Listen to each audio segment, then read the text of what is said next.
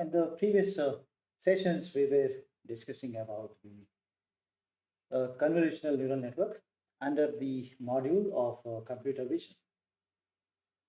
So let's have a quick recap of what we had discussed. And today's session will be mostly related to that.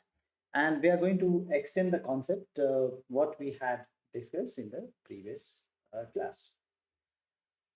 Okay, so the first topic we discussed in the previous class was a multi-layer neural network, and we first discussed about a specific method of updating the weights by using what is called as a EBP technique, or it is the error back propagation. Right?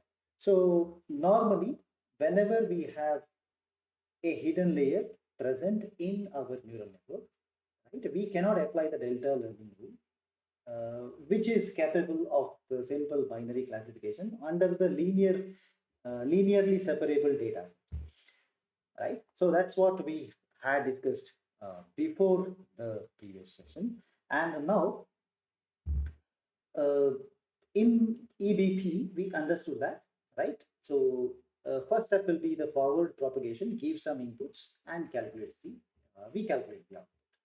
That's a forward propagation. And we also have understood that we can use the matrix representation, right, for the easier calculation, and right, and for the programming purpose. That's going to be very helpful, right? So these are the equations, right, which we had used. Then, in order to update the weights, we can apply the delta rule for only the output part, right? Because these are the delta values which we can directly calculate, right, by subtracting the current output y from the desired values d, right? So that gives delta values corresponding to the output, so which are directly implemented in the delta learning rule. But right, we can understand that there are many other weights which are connected to the hidden layers or the layers before, right? So that means I have to find out a technique to update those weights. So our approach will be calculating a delta of the previous, right, layers as well. So in order to calculate those delta, we need the errors like, so somehow if we are able to calculate the errors over here, I can convert the errors into the delta values and we can. So like this keeps on propagating until we reach the input zone. So that was a fundamental idea. And we could achieve that by using what's called as the error back propagation. We could calculate the errors of each of the previous stages, right, and we could convert them into the corresponding delta. So once we have a delta, right, we can consider this as the output node of this part of the circuit, this part of the neural network, and right, we can update those weights by using the simple delta rules again. So this was our fundamental idea, and we could extend this, and right, we could perform the calculations. Right, so we had a few examples over there, and also we had written some basic codes to implement that. Okay, at a later stage, definitely we are going to write the uh, practical examples implementing using the standard libraries like TensorFlow, Keras, okay, etc. We will come to. So so far, do you have any doubts in or anything you want to discuss? So let's discuss and let's proceed further. Any doubt you have, please feel free to ask.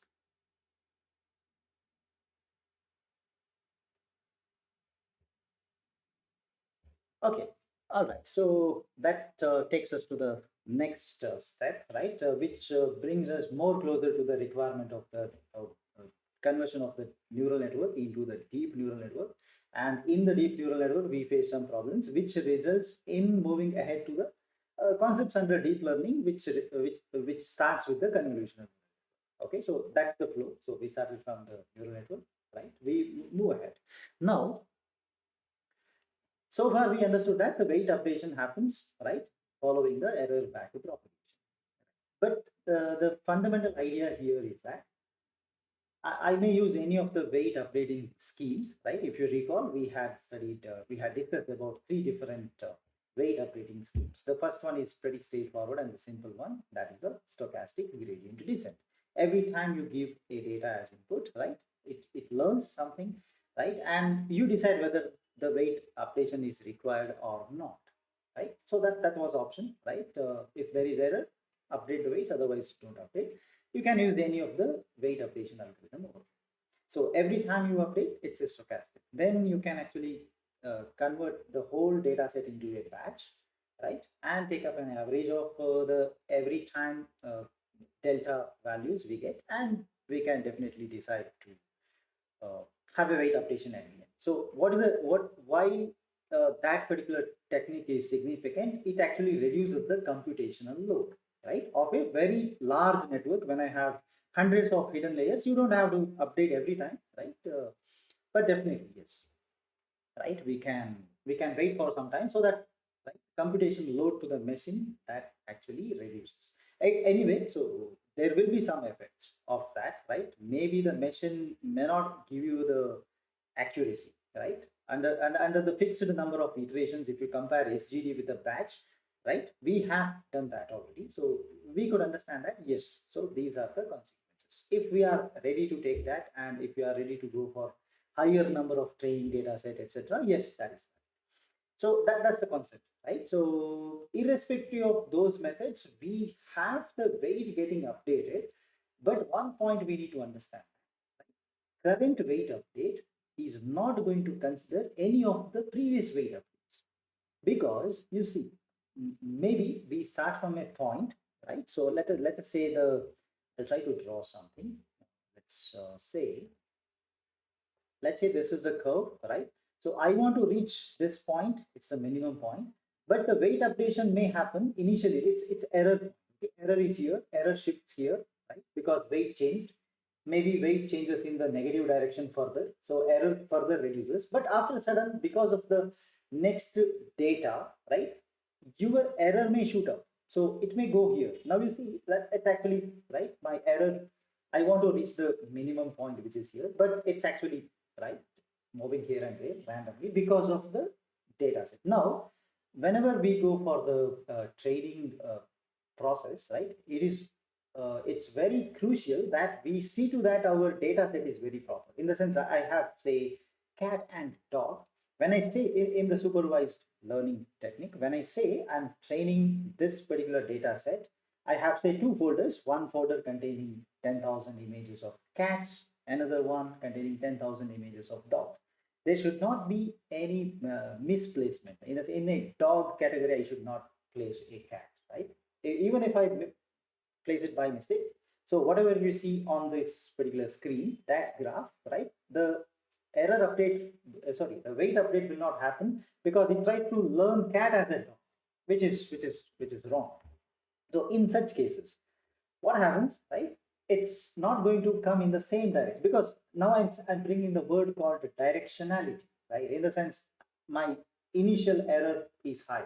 I want to make the error to come down, right? So it may be moving to the other side of the graph. That doesn't matter.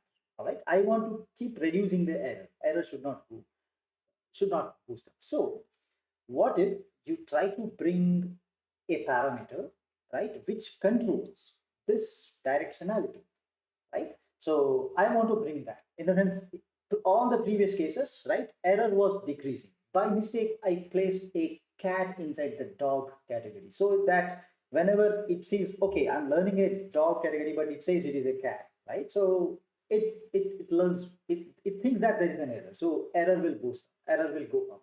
So the direction in which it was coming down, now it changes, right? So that's the whole idea behind, right, this concept, which is called as a momentum. So in order to bring another adjustment for our weight updation, we use a term called as momentum. All right. So weight adjustment, we want to give a direction for that. That's the whole idea, right? So previous cases, whatever is the weight whatever is the input data, you get a weight. Corresponding to that, you get a error, right? If error is positive or negative, you have a delta W being calculated, right? And that delta W will be applied immediately for the weight updation algorithm. So del Wij is equal to Wij old value minus eta times something. So that something is what we call as delta W. It is positive or negative depending on that, directly we apply.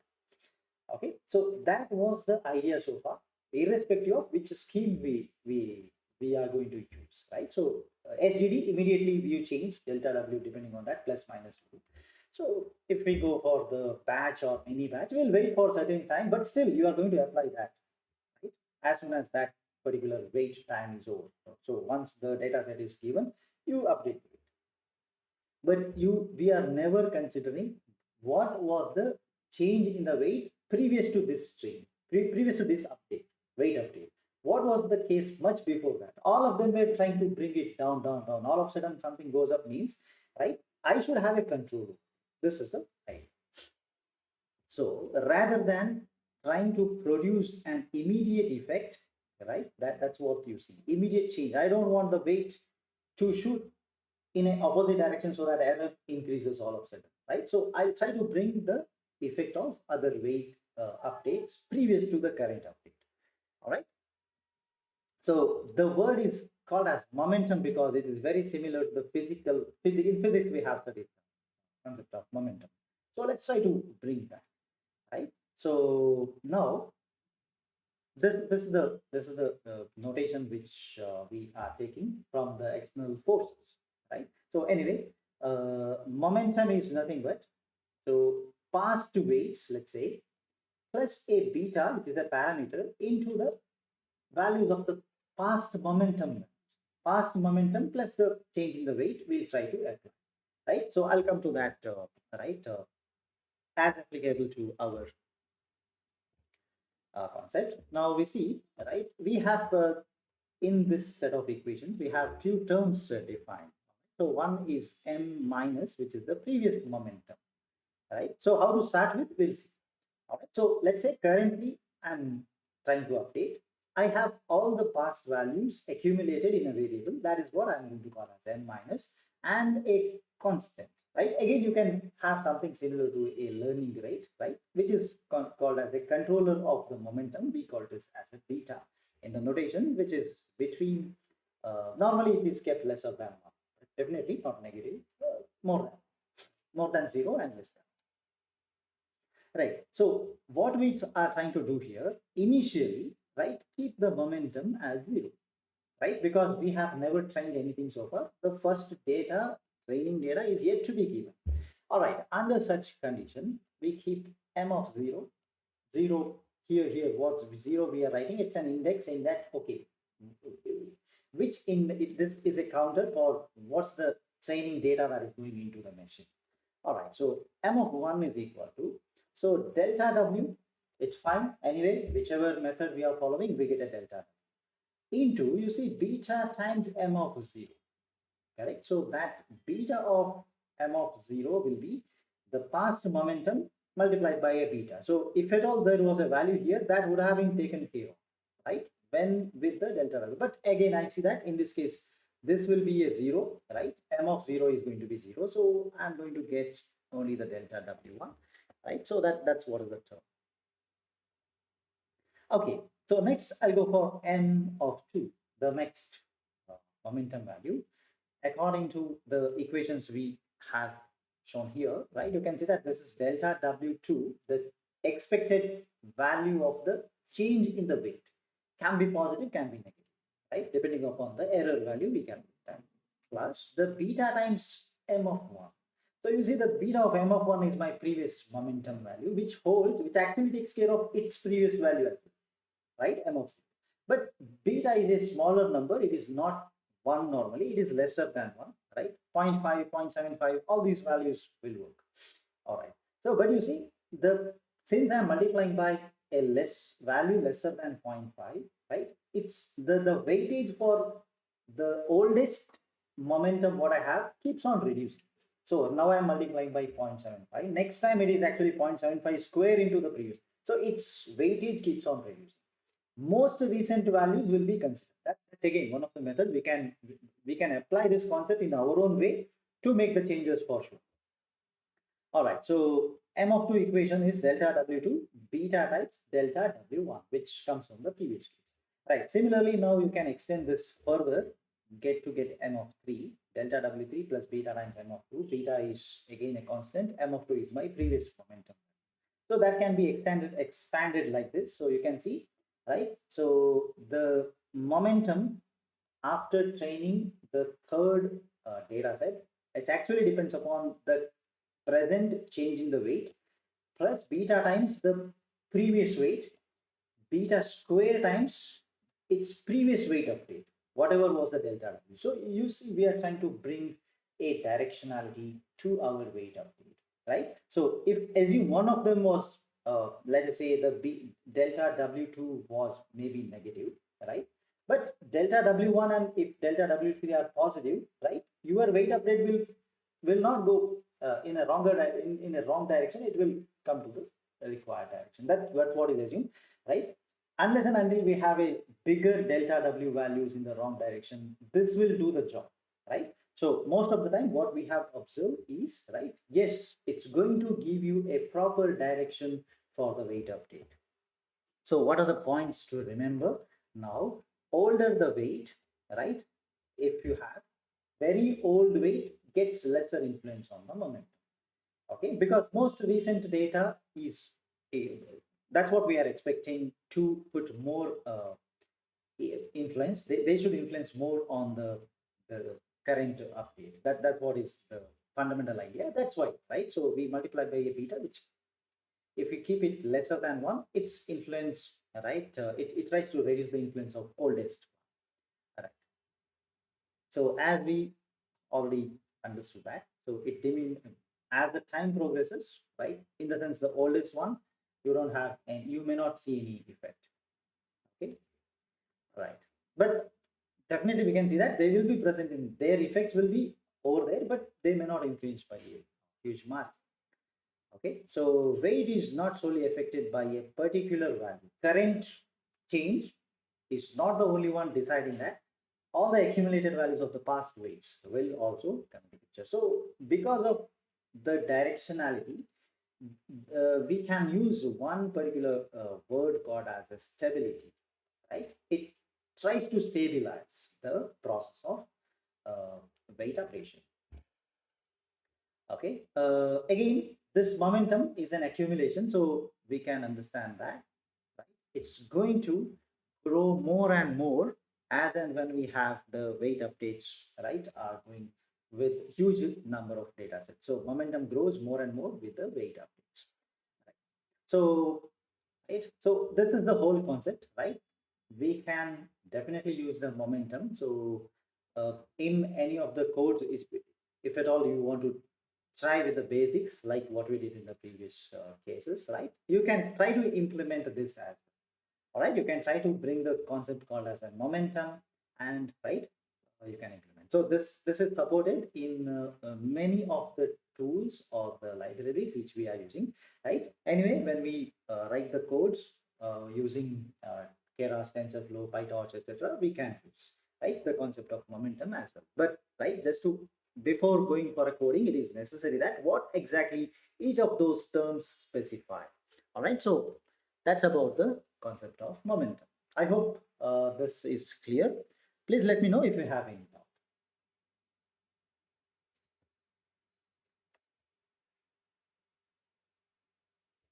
Okay, so let's move further. And the next concept is a cost function. So basically, we already have used the cost function. It is nothing but the error calculation. How do you calculate the error?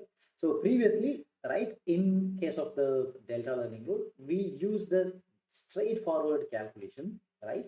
That is nothing but error is equal to the desired value minus the output value, d minus y. Okay, so it's a pretty straightforward. We get both positive and negative values for the cost, right? So error is more means you need to study more, right? So that's why we introduce the word as a cost function. There is a cost. You need to learn more for that, right? You make a bigger error, right? you need to study more, right? So you need to learn more when it comes to machine. So it's a cost because computational load is more training is required, right? It takes more time, right, etc.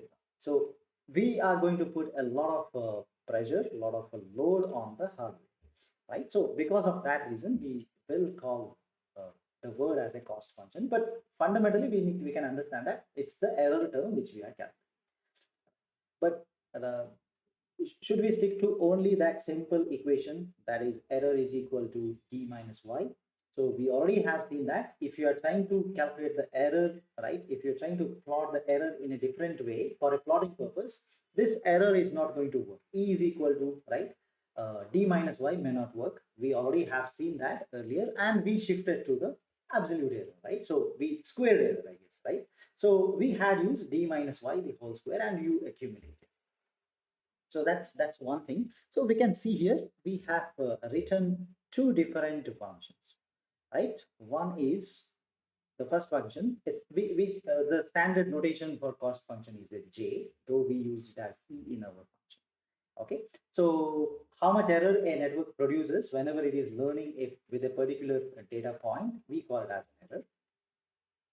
So if you have a greater error, right, you need to learn more. So we need to we need to have a higher cost for that. All right, so let's see, we have two functions. We will give the name for both of them, but first function is the one which we had used in one of the previous course. We took a sum of, right, the d minus y whole square. Maybe the 1 by 2 is not there, but the standard function what people use in the industries, there is a multiplication by a half, right? Even we can multiply by various numbers over here, but anyway, that's going to reduce your amplitude by certain factor, that's all. Okay, if we keep that factor constant for every method or every thing which I want to compare, it's going to have the same effect, right? So doesn't matter whether you have half or not.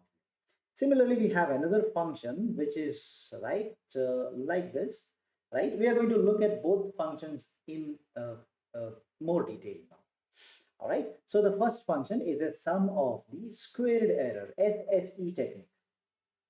It's called as SSE. You can even go for a mean, right? Mean squared error, root mean squared error, etc. Fine. So this function, I'll show you the graph and let's discuss with the graph. All right. So how the first equation is going to calculate? It's pretty simple. Take a difference, d minus y. If that may be a positive or negative, right? So if it is positive, we don't have any problem. If it is negative, when you take a sum, that reduces your total error, right? It says that error is lesser. So in order to avoid that, we square it so that even the negative numbers become a positive, right? Even the positive number remain positive, but a larger one. Okay, so simply, right, we'll perform that. Okay, fine. Now, is it sufficient? Is it good enough to represent our what you call the error? Right? It's obvious. It's correct. Now you see, right? We are trying to on the along the x-axis, right? Along this x-axis, I'm trying to plot the d minus y, right? So d minus y value is along x-axis. On the y-axis, I'm calculating the error according to the j equation given, right? So it's right. Take it as d minus y whole square.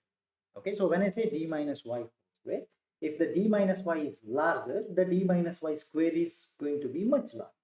So more error, sorry, if the difference d minus y is more, error is more, cost is also more, right? It can be true for positive as well as negative. D minus y is negative. On the other side, you can see that it's going to attain a higher value, right? Very straightforward, very simple equation, right? Right. We can prefer using this, right? Unless and until we find another one which is used over there. Looks pretty complicated, maybe because of the log present over there and many terms over there. But anyway, we'll simplify that at a later stage. But anyway, we understand that this particular function, which is considered as a sum of the squared error technique or equation, is actually suitable, right? So d minus y is larger, I can find out more and more error being calculated. Cost is also more. So it means you have to use this error in some method so that more error corresponds to more weight update. I should somehow convert this error into that when I go for an update. Okay, depends on which algorithm we are using, but fine. Almost all algorithms are going to work in a very similar fashion. Get a bigger value of the cost, update more, right? It will try to update the weight, right? By a large number. So delta W, whatever we are supposed to calculate and put it in the weight updation equation is going to be large. Okay, so that's fine for us, right? So let's go to the next equation, right? So the second equation, you can see that I'll just show the equation once again. So there is a summation outside, but let's remove the summation. Anyway, I understand that I get some value. I keep on accumulating that for all the values of my training data. Fine. All right. So let's split. Now we bring a term that is called as a cross entropy. Why the word is used as a cross? Why it's a cross will come soon. All right, so let's try to denote that as whatever we have inside the braces, right? So minus d into natural log of y minus 1 minus d into natural log of 1 minus y. So notations we are pretty much comfortable now. I think d is right, the desired value, y is the current output. Now let's try to substitute values of d and values for various values of d, like 1 and 0. So you just see here. If I put d equal to 1, this term vanishes. 1 minus d becomes 0. At the same time, if you put d as 0, this is not be present, only the second part will be. So you see that it's not actually pretty complicated when it comes to the simple binary classifier. I just have two values, either desired value becomes 1, desired value becomes equal to 0. Again, right, we can use it for other values as well. But as of now, in order to make the concept simpler, right, let's take that. It's a binary classifier. Almost all the problems we discussed so far, it's belonging to the binary classifier, right? So we were discussing outputs as 1, 0, etc. So under such case, right, now let's take this these two cases one by one and try to understand, right, why we prefer this, all right, rather than the other methods. Okay, now as we know that we are considering the binary classifier only. So under this binary classification, right, so output should be either 0 or 1, right? We have to use a proper activation function before getting the final y, so that, right, the partial outputs will be converted into ones or zeros. Okay, if it is not properly matching with the d, we are expecting some error. Okay, so this cross entropy function, right, normally it comes, right, with a sigmoid function or a softmax. As of now, we have never come across a softmax, right? In our discussion today, we are going to introduce that. What is the requirement? Unless and until I have some problem with the sigmoid or any other activation function, we don't need this. Okay, but anyway, so it's practically we will be using with the softmax as well. So I have used the term softmax here. Okay, so as of don't consider softmax there, right? So it's just a sigmoid as of now because we never discussed this softmax. But yes, right. Let's look at how this cross entropy works and what it's going to generate as an output whenever the desired value is equal to 1. All right, so you can see a graph here. So that is, it's a cross entropy function. E is equal to minus ln of y. So we expect d to be 1 because when d is equal to 1, then only I have, then only I have this function minus ln of y is what I can use. So I'm simply plotting the minus of ln y, natural log of y. I know that it is always between 0 and 1. So when you come closer to 0, right, you get a higher value here because d means desired value. Desired output is 1, target is 1, but my y is 0. Means what, I'm expecting higher error, right? You see, yes, error is going to be a larger value, right, as you can see here on the graph. All right, at the same time, let's say the y is equal to 1, right? So as you put that value over here, right, so the entropy comes closer to 0 as the y tends to, right? Now it should be very clear that, so though we are discussing only between 0 and 1, right, between in the middle, because some of the activation functions may generate the values between 0 and 1, right, that's also going to work, because in this the curve is continuous. That's what we can see here. All right, so this is the case for uh, the target value being 1 and the output varies either 0 or 1. So when it is 0, it's error. I'm expecting a larger value as a cost value. So you can see that that's high over here. At the same time, since desired is 1, output is also 1, you see that the y-axis value is error. Error is minimum over this point. So that's what. There is no error. All right, so move ahead and let's consider the other part. So in our equation, we had a second part, that is when the d is equal to 0, I should be using minus ln of 1 minus y. So according to that, let's do the calculation and see what happens. So whenever the output is 1, right, I'm supposed to make that the d minus y is supposed to be 0 or 1. So you see here, when d is equal to 0 and output is also 0, I have lesser value. Error is pretty less. At the same time, right, if you, my required value is 0, but my output is equal to 1, I can see that error is pretty high, right? So we can actually write a code and implement that. But anyway, so I think we should be fine with this, right? So that's why I have not written a code for this. But anyway, so when you try to implement that, and if you want to use a cross entropy as your cost function, yes, this is what is going to happen, right? So right, instead of going for the squaring terms, we can even use this. All right, so what is the difference? The primary difference between the cross entropy and the other one is, right, you see the value increasing, right, as the d minus y increases, there is a quadratic increase in the value. So if it is like when the value difference is just 1 or 2, you have values like 1 4, but when difference is 10, you see the error or that cost function is too large, like 10. So if at all you have difference like 20, right, you can understand that that reaches 400, right? So like that. So whenever my input range, right, input data range, it's within some range, maybe 0 to maybe in an image intensity, if you consider as a range, it may vary from 0 to 255 possibly. So required value is something and you get some other value, so the difference is larger. If you use the first equation, you are going to get a larger value. So quadratic function generates a geometric increase in the value. All right. So the cross entropy function is actually sensitive, more sensitive to the error. I just can understand that by just looking at it. Right? So other case simply keep on increasing the values, right? But the sensitivity is more over here.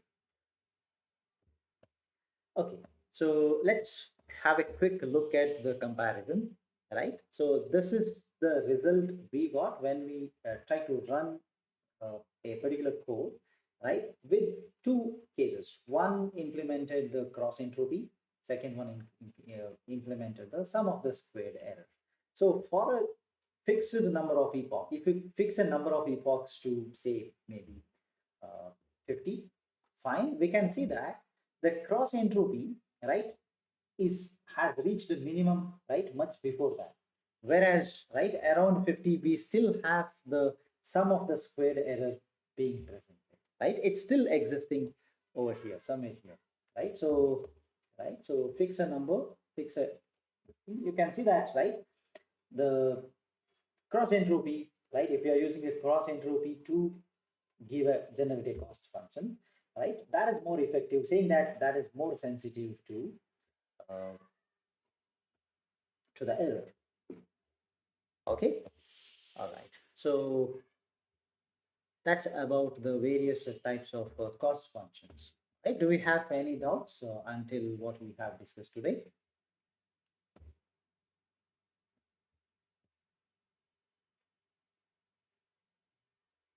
Yes, sure, please.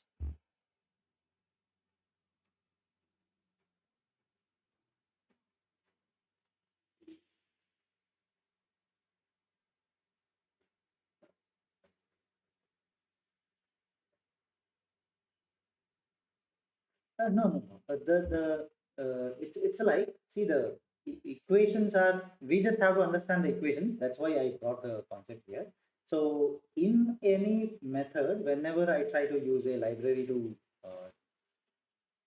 solve some issue, classification issue or something, you are free to choose anything. There is no rule like that. Ultimately, you see, if normally the number of epochs are more than say 200, both are same, no issues, because we are not going to, normally we iterate 10,000 times or something. But these are the methods available. If you are going for very lesser number of epochs, then there may be a difference. Okay, only that's the case. But as the iterations go on, maybe after 400 or maybe something 450, 500, we don't see any difference at all. Both are same. Okay, so that's one thing. Again, there are various standard, what you call, networks design. Trained networks do exist. Okay, so they have been designed in such a way that each one of them uses their own method, right? So what are the options available? We wanted, like, right? So if you go for a Google's network, standard network, which can recognize 1,000+ objects, right? It's called as Google Net. Anyway, I'm going to come to that maybe in tomorrow's session, I guess. But you see, they have used a specific uh, uh, specific what you call entropy function, cross entropy over there, like that. So any other maybe VGG net, they might have used a sum of square level, like that. Okay, so when we see that, in order to understand what they have done, we are discussing here. Otherwise, when we go for a huge number of data set for training, like a convolutional neural network based image recognition, classification, right? Ultimately, it does not matter. All right. So, in order to answer your question, no fixed guideline saying that okay, you have to use this, right? Because both of them will give you the similar result over a longer duration of iterations over training. Okay. I hope that answers the question. Yes. Sure. Any other question?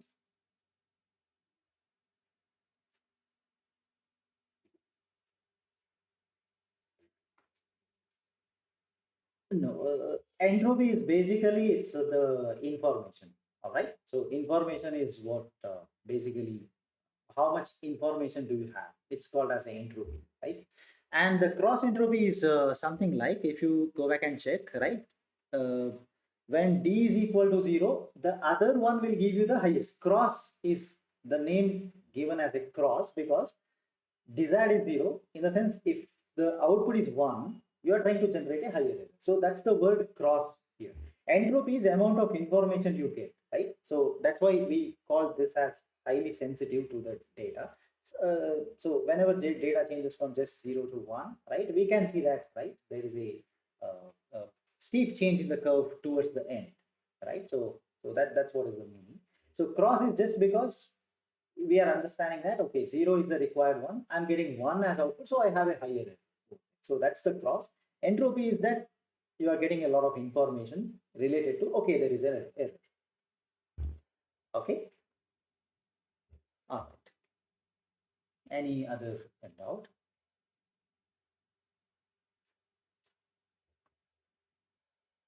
Okay, so far we were discussing about the binary classification, simple classifications. In order to say again, in that we might have discussed about linearly separable, non-linearly separable classes. So now we want to think, right? What if we want to go for multiple classes, right? What should be the architecture of the network that we are supposed to design over here? So what should be the requirement? So let's consider a simple case, what we see here, right? So we have three different data sets which can be plotted on, let's say, on a graph, right? X and Y coordinates, but they belong to depending upon the location where you are able to plot, we get different we will be able to visualize different clusters over there. Let's say, okay.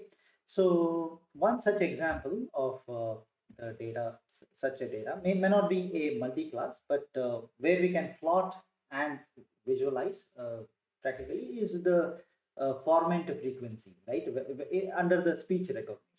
So when uh, any person speaks, there will be at least two fundamental frequencies with which the person is going to speak, right? So we can plot F1, F2, two values you get, right? F1, F2, you can keep marking over there. one of the fundamental application, which was it's a very pretty older application, just to identify male or female, right? So it's one of the applications. So we have higher frequencies F1, F2 for female, and male voice will have lower frequencies.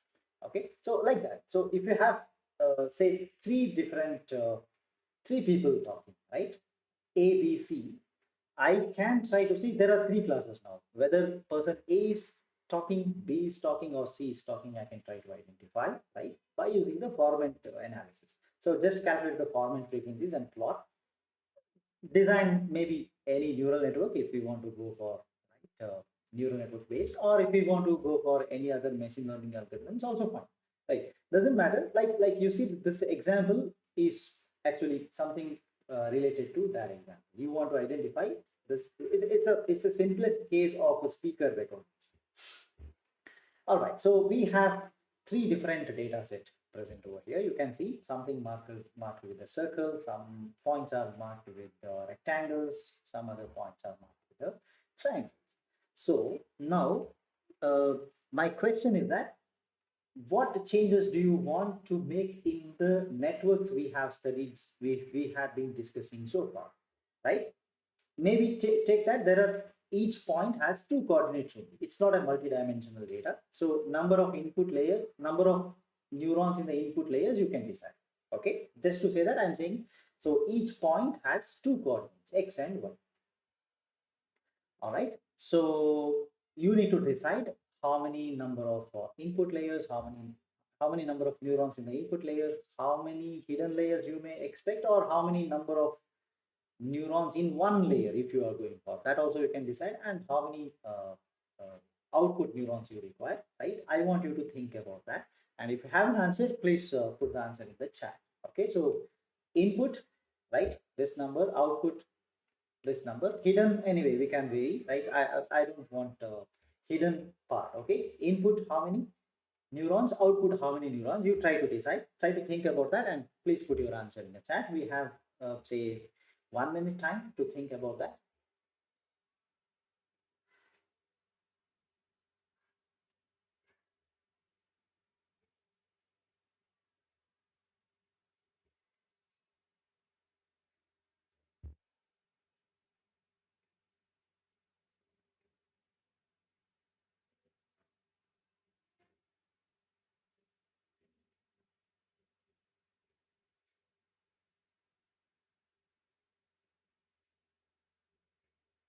From whatever basics we know so far, I think we should be able to answer that. Just make a guess.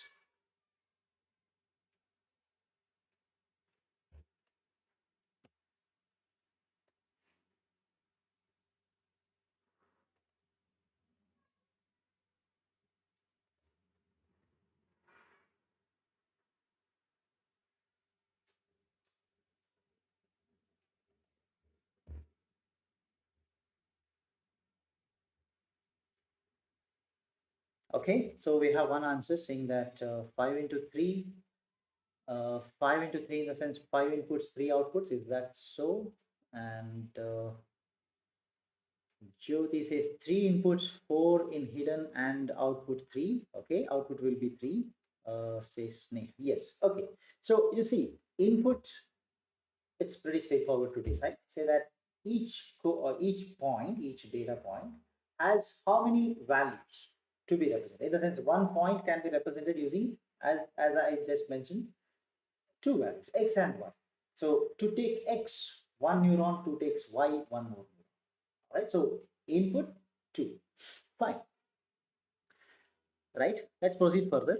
And again, don't consider this diagram where I removed the hidden layer, right? I didn't want to discuss a hidden layer as of now. So anyway, don't worry. So hidden layers, yes, since it is two, you can go for more than two. So anybody answered three or more than three, like three, four in the hidden layers, absolutely fine. That's fine. Okay, you can keep the number of neurons like that. Okay, so coming to the output, now you see, previously we either used just one neuron because output was expected one or zero. All right, now we slightly move ahead, right? And we, since the number of classes are three, right? We will be using three different neurons.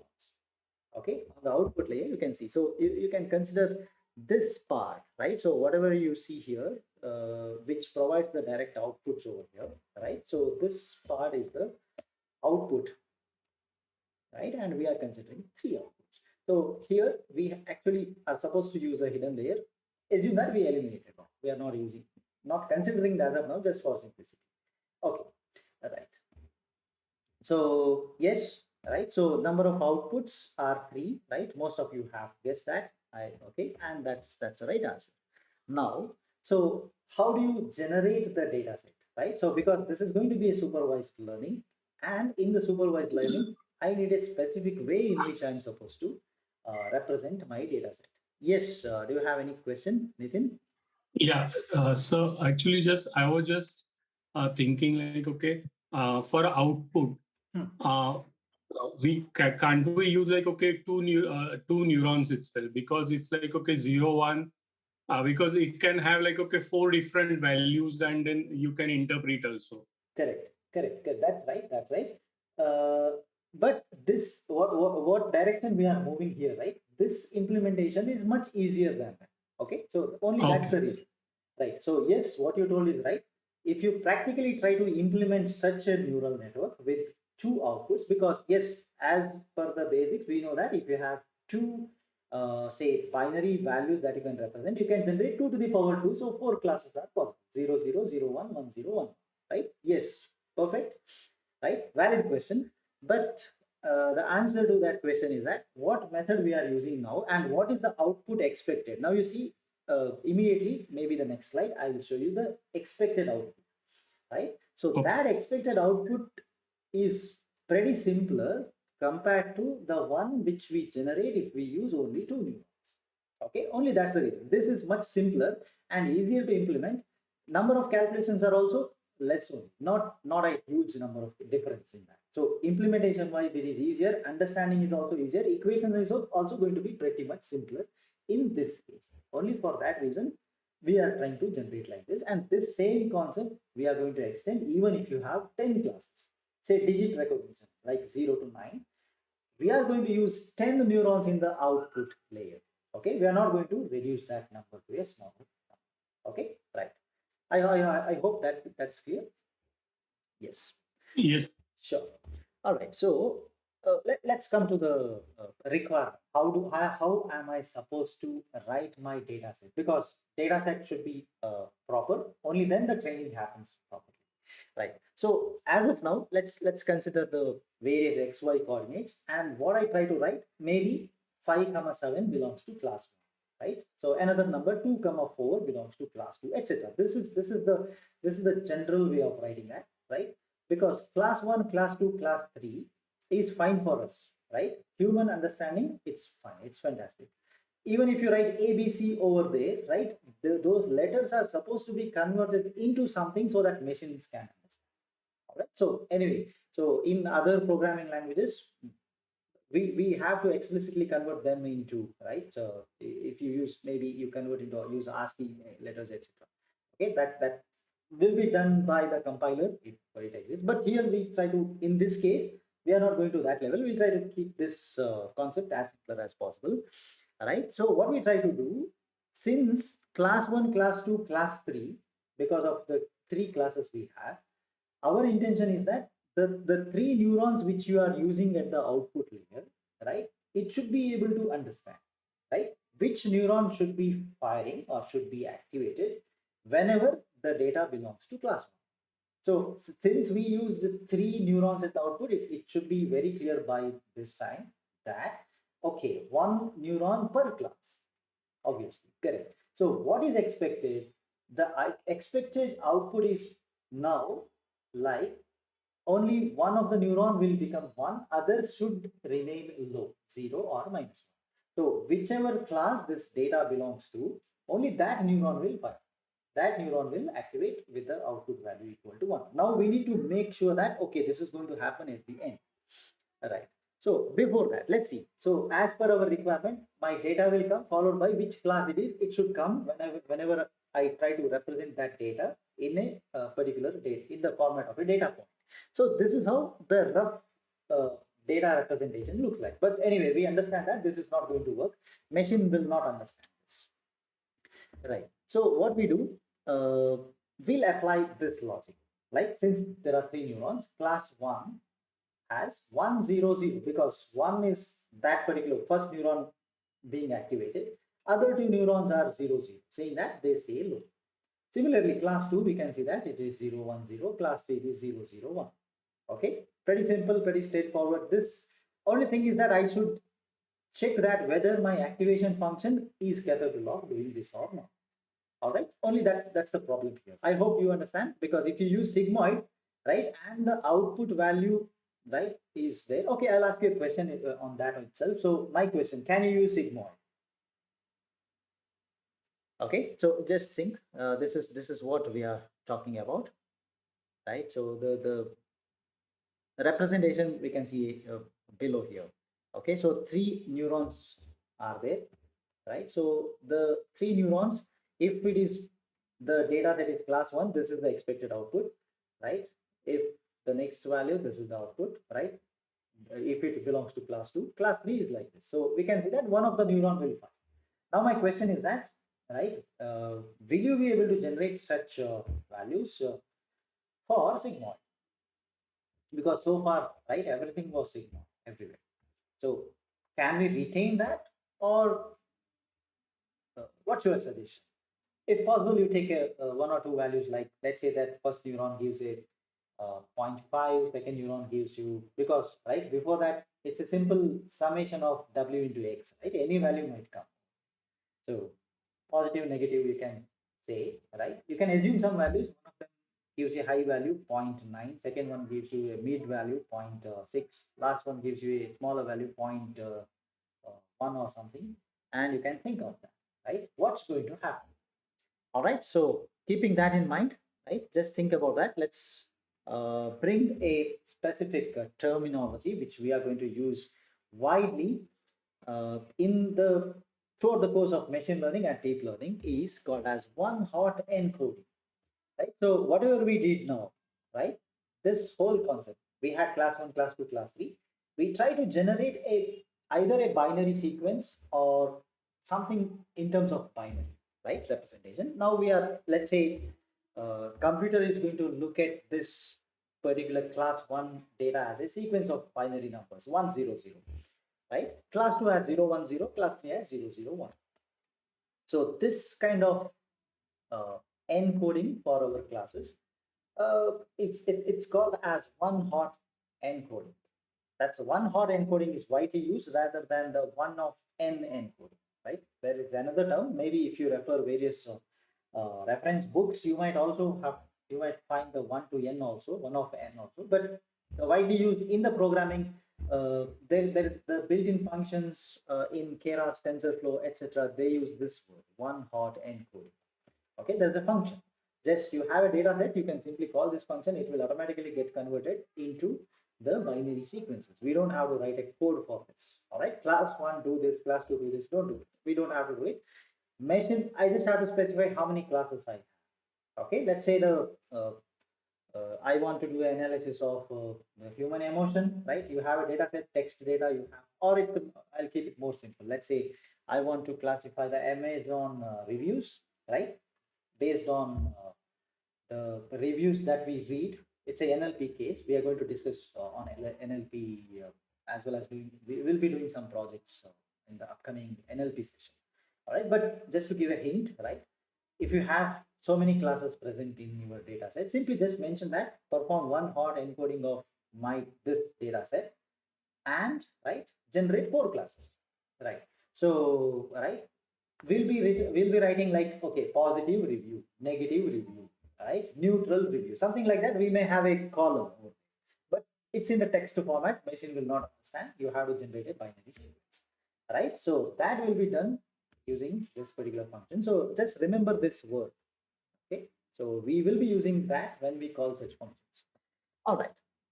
So once you perform this one hot encoding, right? Once we implement that into our data, right? What we get, that the data will be converted into this particular format. Now you see that according to the classes, you may have various values present over here, like 100 particular class, 001 class number 3, 010 class 2, and so on, right? According to the class, we have a particular case. Okay, so that's what is the case. So I come back to my question. So can you use the sigmoid function for generating this kind of data, right? So previous cases, you remember, if you remember, we had only one neuron. Softmax, depending upon the value of your input to the activation function, it will either, if it is present on the right side, generates a positive value, left side, it generates another value. That's all. Pretty straightforward. But now you see, we may have, right, different values coming from each of the neuron, right? So when I use, say, both neurons are giving you a positive values before the activation function, zero 0.6, zero 0.9. What happens? If you use softmax, both will generate 1. So output will be 110. Let's assuming that the lower value, the third neuron is generating a negative value. Okay. If all the three are positive, I have a problem. All the three neurons will fire 111. That is not at all expected. Right. So I'll show you the issue with that now, right? So this is the problem, right? As you can see here, right below, right? That's the problem. I'm coming. So let's discuss the basics. Why do you need to change now? So we bring in a new activation function, right? That's what came today in earlier topic, which is a softmax, right? So, right, we understand that if you have an output value, partial output, that will be converted into a range, right? So we know that it may be -1 to +1 by the sigmoid function. So far, we have used this successfully for a simple binary classification, 1 or 0 case, right? Just now I told why it worked very fine, because there is only one neuron, only one input will come. You just have to tell that whether this input belongs to this side or this side. So it worked very fine, right? But right, in a multi-class scenario, right, since we are using n number of, if my data set has n classes, I'm going to use n number of output neurons. For this case, 3 classes, 3 neurons. So that means, right, if I use a softmax, I may get multiple ones in the output, which is not at all the desired case, right? So though there is output available in my function, right, I may not be able to generate that. So softmax is something like it's going to consider the maximum value of the output, but it's not just finding the maximum. That is again may not be sufficient. Okay, so what it performs, it actually. So let me go back to the drawback of the sigmoid once again, so that I'll update at that and I'll come to the softmax. So if you are using, say, 3 neurons in the output layer, and all the 3, if we use the sigmoid function, what happens? There is a equation, 1 divided by 1 plus e to the power minus x. X is my input. This function will be the output. Okay. So are you considering what is the value of the other neurons present in the same layer? It's not. It's not. You simply, I have a x1, x2, x3. So it is applied. Phi of x1, you get out. Phi of x2, get another out. Phi of x3, you get a third output. But those phi values, phi functions, are never considering what are the values that are coming right on the other in the other neurons. This is actually major drawback, because only one of them should be activated, right? Because my, depending on the data set, my expectations are. So in such case, right, that becomes a drawback of the softmax. So sorry, not softmax, in sigmoid, my mistake, I correct. It should be the sigmoid which has a drawback, which does not consider the outputs of the other neurons. All right.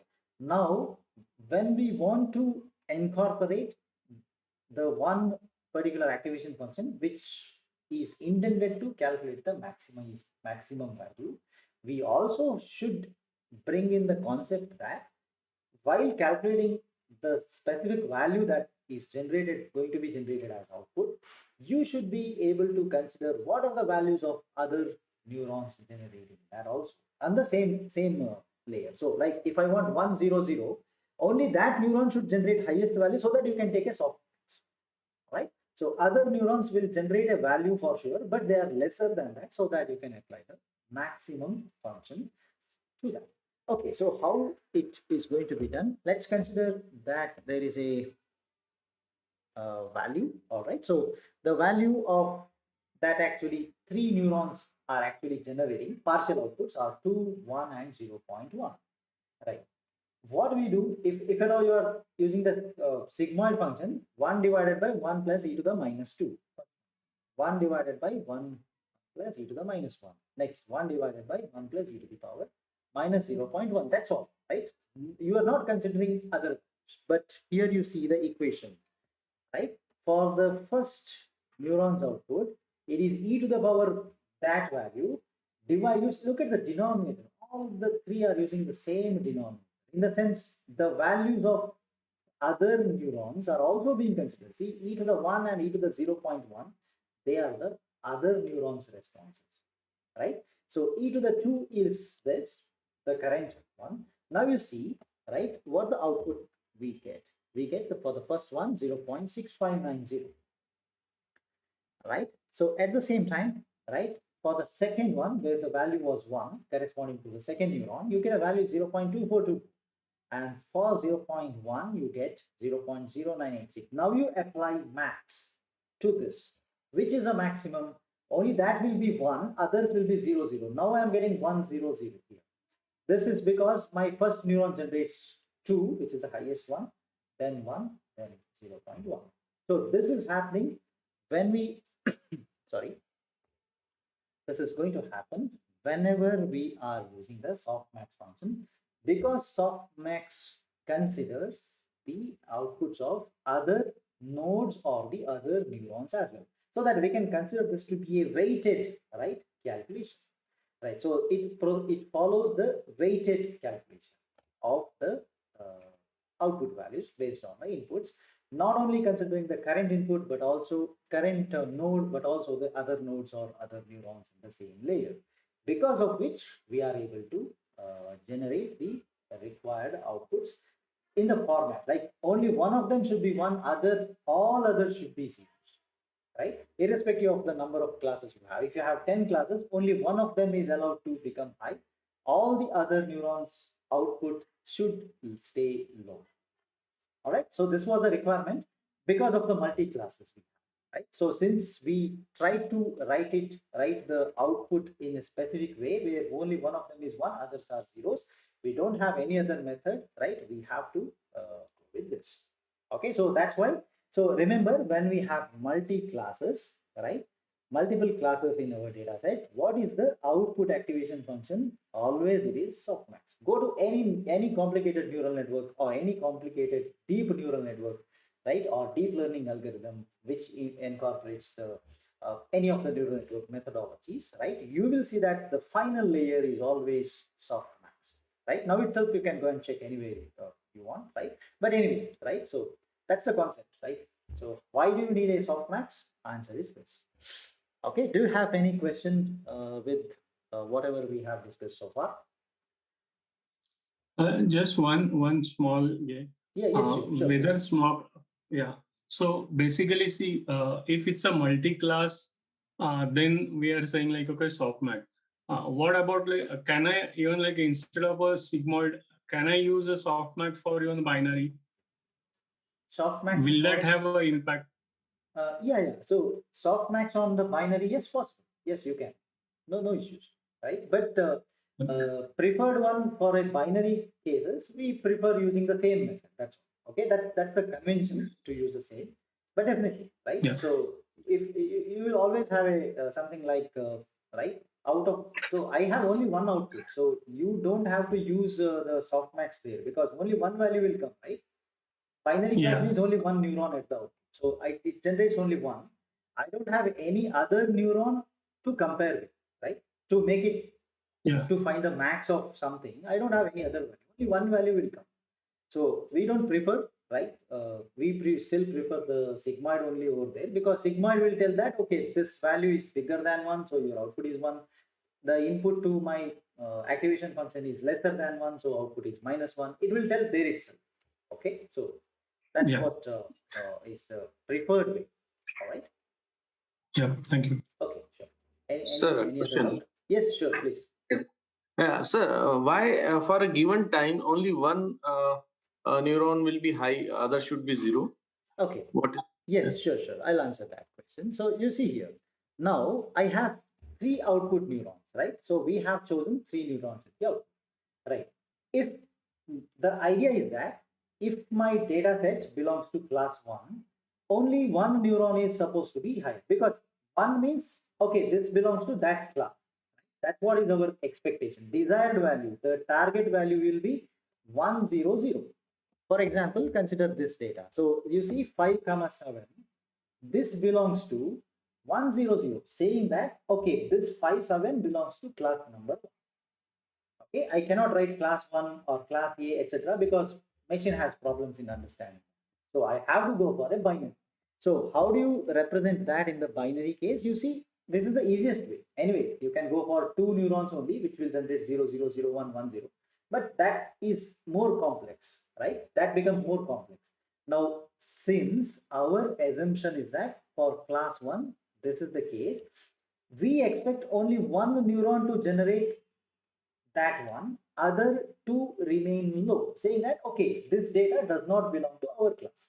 Second neuron is expected to fire only when it is class 2. You see, this comes 1 only when the data belongs to class 2.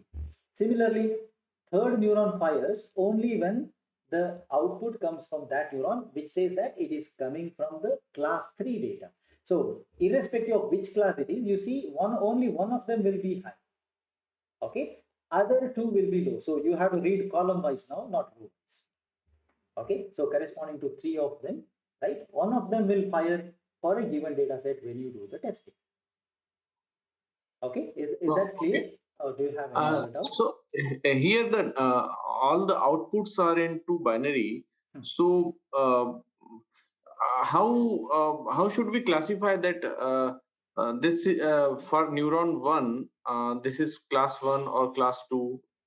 Maybe Sure. can we have a real example so that it will be easy to understand? Yeah, I'll Uh, come to the real one will be coming because data set will be not very simple fashion. We may have to use right a few more columns in the data. That's why just for explanation purpose, I'm keeping it simple. Because if we go to a practical example, this will be more complicated to understand. That's why directly I'm not jumping into that. But yes, I'm coming to the practical example. All right. Okay. okay, So and I'll answer your question. Just to yeah, you ask that how do we classify? Right. sure, Let's yeah, go to this example. So the final output what you get before the activation function is this V. First neuron generated 2, second neuron generated 1, third neuron generated 0.1. Okay. Now I pass these values into the activation function. See, the activation function is changed now. It's not the previous sigmoid, it is uh, the softmax function. Softmax function calculates something like this. Okay. When I have 2, it is e to the 2 divided by e to the power 2 plus e to the power 1 plus e to the power 0.1 because we want to consider other neurons outputs as well. It's a weighted value. Whichever gets the highest one, only that should generate a highest value. Others should stay low. So you see here, the 1 and 0.1, other two neurons, which are the neuron number 2 and neuron number 3, in the output layer, they generate 0.24 and 0.09. And the one neuron which actually generated the highest value, that generates 0.65. Now what you do from this, take the maximum. Apply a max function to this. What happens? Max of this means it says, yes, this is 1, this is not max, this is not max. So you got 100 at the output. Okay, so I just wanted to show the calculation here. That's why I have written here. But the name is softmax. Softmax will actually takes a max after this step. In the sense, whichever is maximum, only that is 1. Others are 0 0, saying that yes, they are not maximum. Now you see, whatever the partial outputs you had, they got converted into 100 according to this case. This particular example is for class 1 only. If at all an output that might uh, come from the class 2, maybe the 2 will be shifted to this, 1 will go to the other location, can be something like that. Only that neuron will generate a highest. Okay, I hope oh, that is yeah, clear. yeah, Yes, clear, yes, sir, clear. yes, yes. Is there any And other doubt? just yeah, a Sure. small doubt. Yes, In the please. previous diagram Huh. where the three neurons are indicated, Yes, yes. So the inputs of this all the three neurons will be independent. It's not from the two inputs. It's independent three Actually, inputs. yes. There is Okay. a hidden layer present over Okay. here. Okay, so there will be a hidden layer, but as I mentioned earlier, just to Correct. make things simpler here, because our discussion is not towards the how the hidden layer works or the how Correct. the weights are played. So I neglected that one. Okay, so I Agreed. have Agreed. written that in the sentence also. Even when you read these notes, you will understand. Okay, I mentioned that. Okay, I have neglected the hidden layer for the simplicity purpose. Right. So as you told, yes. So they will come from the hidden layers. The input to all these three neurons, right? They will be coming from the hidden layers. Right. You may use one, two hidden layer or single hidden layer with more number of neurons, etc. Right. That is left to us. Okay, sir. Thank All you, sir. right. Yeah. Yes. Sure. Okay. So let's move ahead. Now, after the softmax function, all right. So right, this is again it's something like an assignment for you. You don't have to submit nothing, right? Just try to implement this from our previous knowledge, right?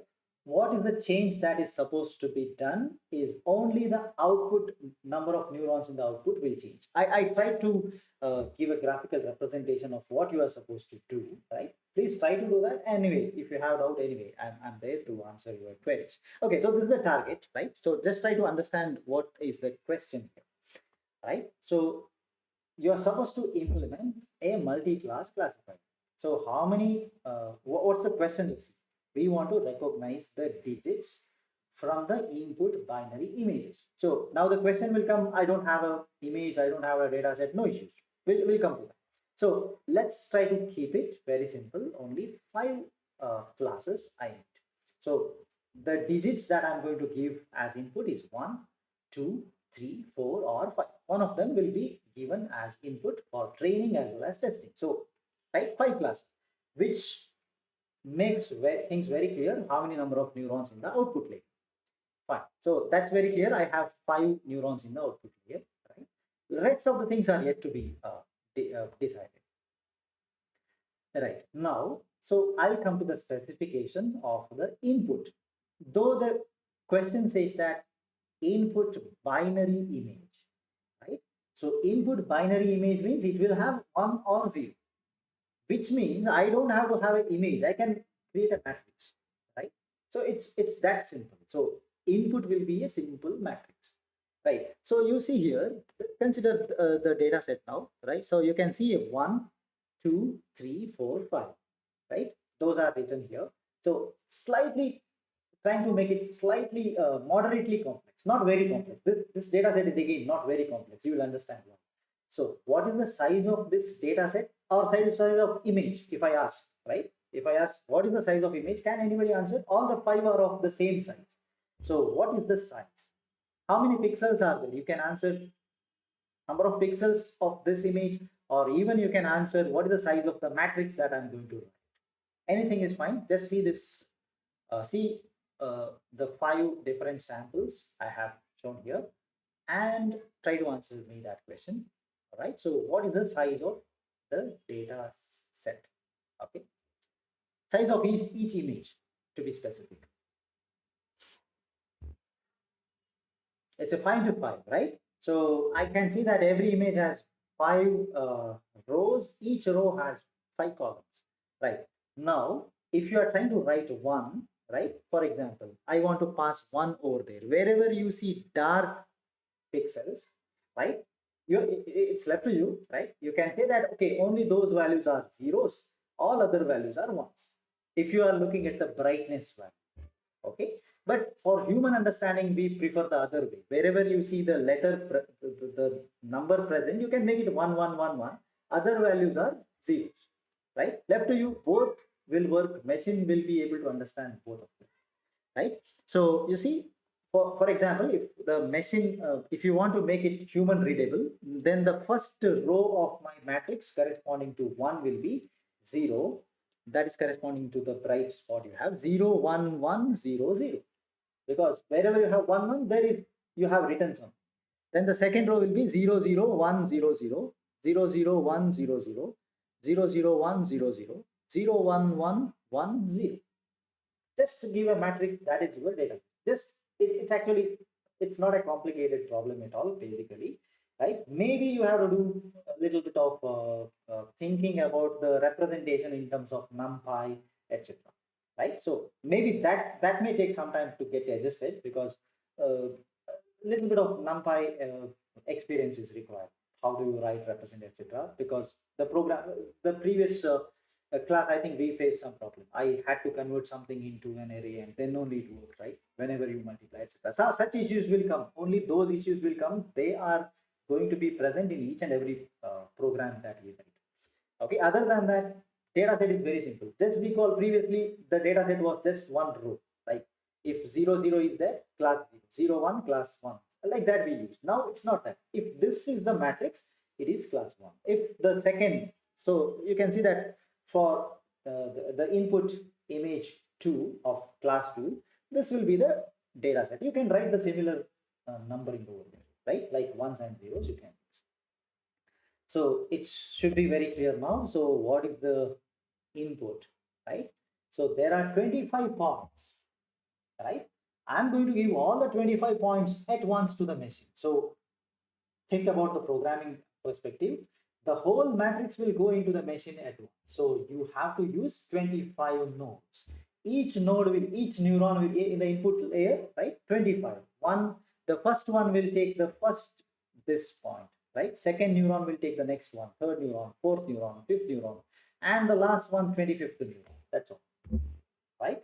So depending upon your programming way, right, you may have to convert this, you may have to reshape, that's all. If required, you do that. Otherwise, there are methods which can work even without doing the whatever reshape. Okay, so left to you. You are free to choose what approach you are going to use.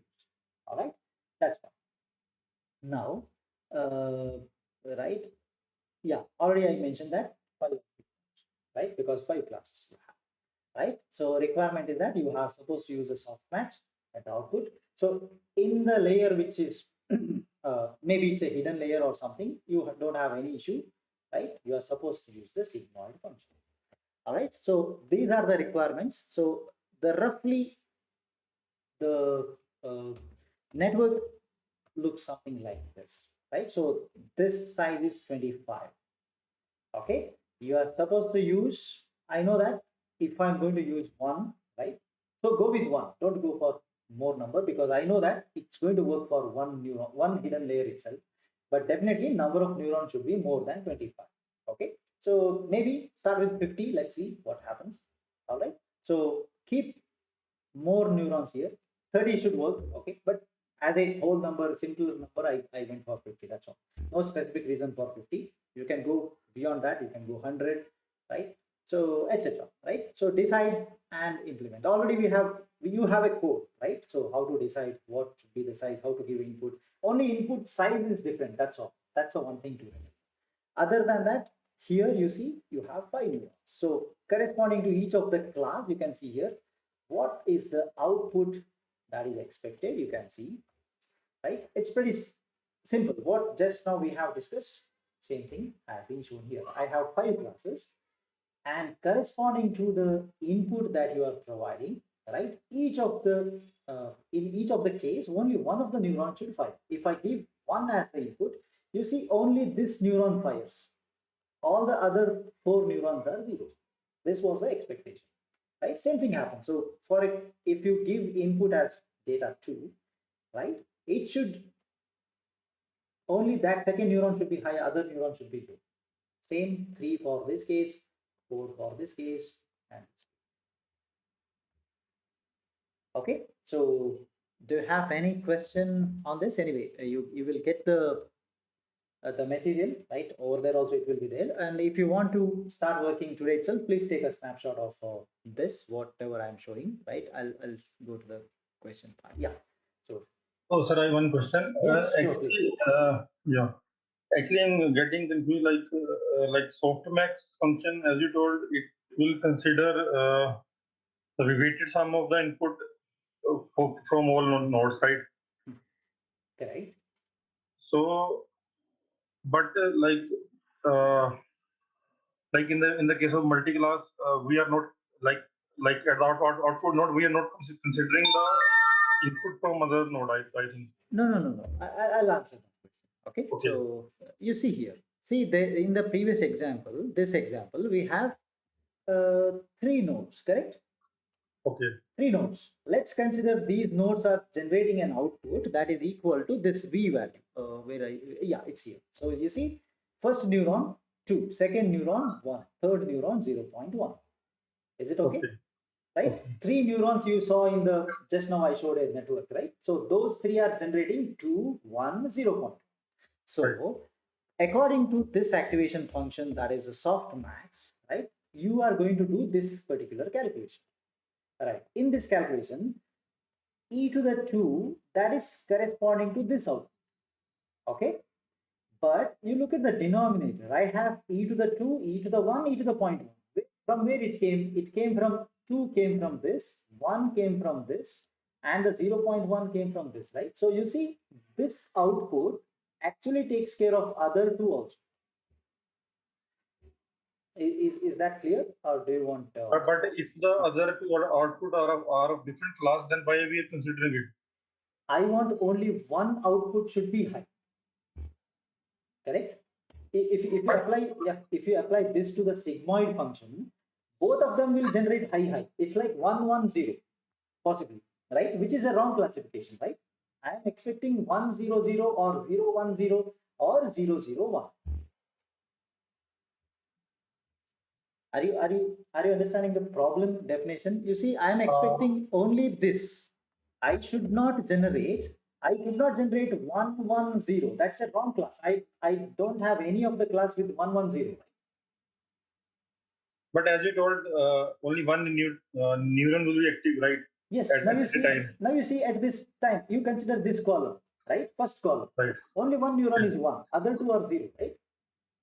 So if one neuron is active, then other two will not produce any output. If other two are not, whatever value other two generated, what we did here, just please try to understand here, right? So you see, first neuron generated this, second neuron generated this, third neuron generated this according to the software. Okay, but I am considering only max of them. Only max will be given as 1. Others, or any number of neurons may be there. All the others will be given 0. So this is 1, this is 0, this is 0. That's what I want, right? Okay, I got it. All right. Right. I hope that is clear. Right. Yes. Right. So that's what is going to happen. Now, when you write your own code, there will be 5 neurons. Okay. E to the power something divided by e to the power 5 terms in the denominator, because you are considering all the other 4 neurons as well. Okay. Only that is the part which is expected. Sir, yeah, I have some queries. Yes, please. Just understanding the basics, like how we are getting this data input. Suppose these digits are indicated visually. Now, how the computer is getting that data, whether we are feeding with a camera or manually, or how? And if so, Okay. then this identification, I don't think this neural network kind of a technique is required to identify this. There are many easy techniques also, but maybe just I'm more interested to how we are getting this data input to the computer. Okay. So again, just remember, in this particular case, the input is not an image. So the question says input images, input binary images. It's mentioned specifically that input binary image, just to give a hint that you can generate this 5 into 5 as a matrix, right? Simply create a matrix A equal to, right? Just give these values. What are the values? Like this is the first value. If you see, that's actually bright color. So there is no, one has no, it's present, is it's not present in that location. So over here that will be 0. So 0, wherever you see a black color, that could be 1. So 0 1 1 0 0. You see, you are writing a matrix actually. So the input is a matrix. Okay, corresponding to all, each and every 5 digits you have, you create one matrix, right? This is actually, right? Only difference between the previous code we wrote and this code is that the input is a matrix now. Previously, it was just one row. Every time you give a training data, that was a row wise. Only one row used to go inside the machine for a learning purpose. But now it's different. Right? What we are passing is a complete matrix. 25 points will go as input. So anyway, when we have an option to it's left to the programmers. Here, what we can do is you first generate a matrix 25 5 into 5, 5 rows, 5 columns for 1, another for 2, another one for 3, 4, and 5. So you have 5 different matrices to be created, right? Since it is a binary, right, you can consider that as image, black and white image. That's why the name says input binary image. No need to take a photograph, no need to do this thing. It's pretty straightforward. Okay, so in this case, it's just that. That's your input. But giving an input, you ask another part of the question, how do you feed it to the machine, right? So to answer that part, we have basically two options, right? You can make sure that the samples what you have, right? Each point is a pixel. So there are 25 pixels arranged in the 5 cross 5 format. You can feed it as it is to the machine. All right, 5 into 5, you can feed it as it is. First option. Second option is that you convert this into a row matrix or the column matrix, in which case the problem becomes pretty much similar to the previous problem. Previous problem had only 2 points. Okay, it was a one row, 2 column problem. We solved a classifier, right? We also had written a code for that. Was only 2 elements were passed to the machine. Now, if you convert this all the 5 classes into a row matrix, it will be 1 row 25 column matrix. Only size increases, that's all. Other than that, nothing will change in your code. Right? Maybe slight variations, right? That you need to take care. But other than that, only change in this whole problem is that one is the input, which has more number of points, and one more is the output, which has there is no single neuron in the output, 5 neurons in the output. Okay, I try to answer your question. Is that clear? Do you have any other doubt? Yes, sir. Clear. It's clear, right? Okay, so no Yeah. need to take a photograph, no picture, nothing. Okay, simply write a matrix. Right? Ones and zeros should be present. Correct. Yeah. Okay. Yeah. Do we have any other doubts with respect to whatever we discussed so far?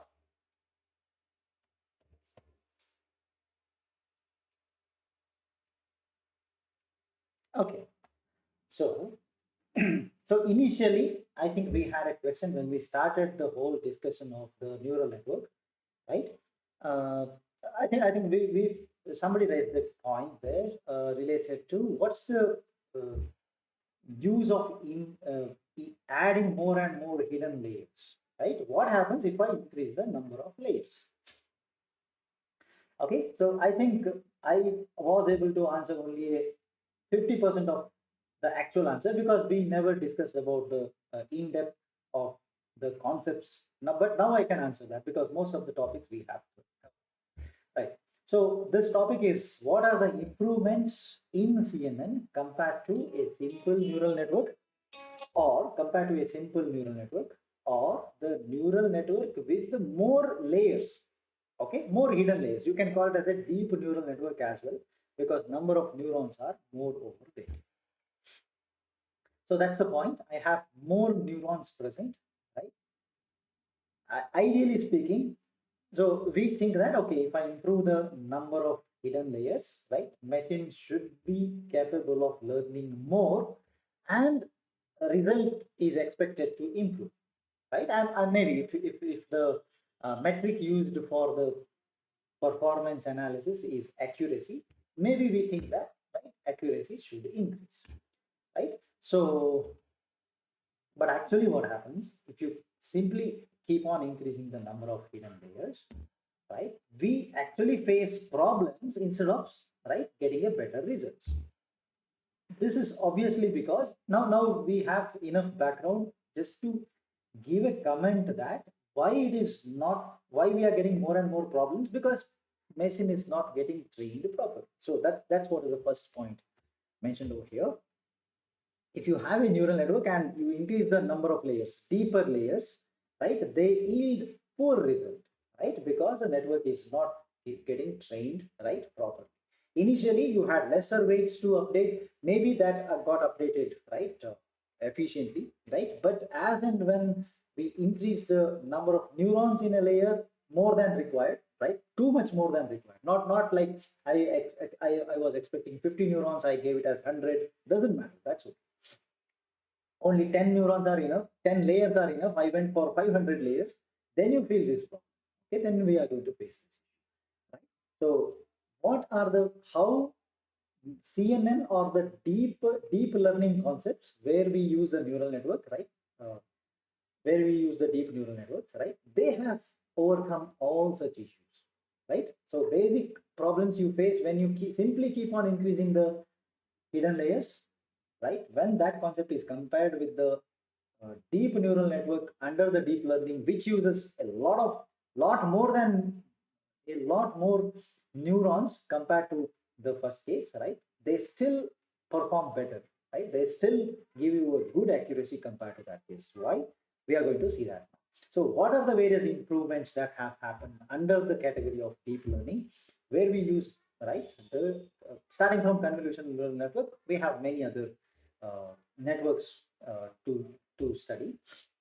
So, how they are performing better, right? So, the first problem when I'm simply increasing the number of layers.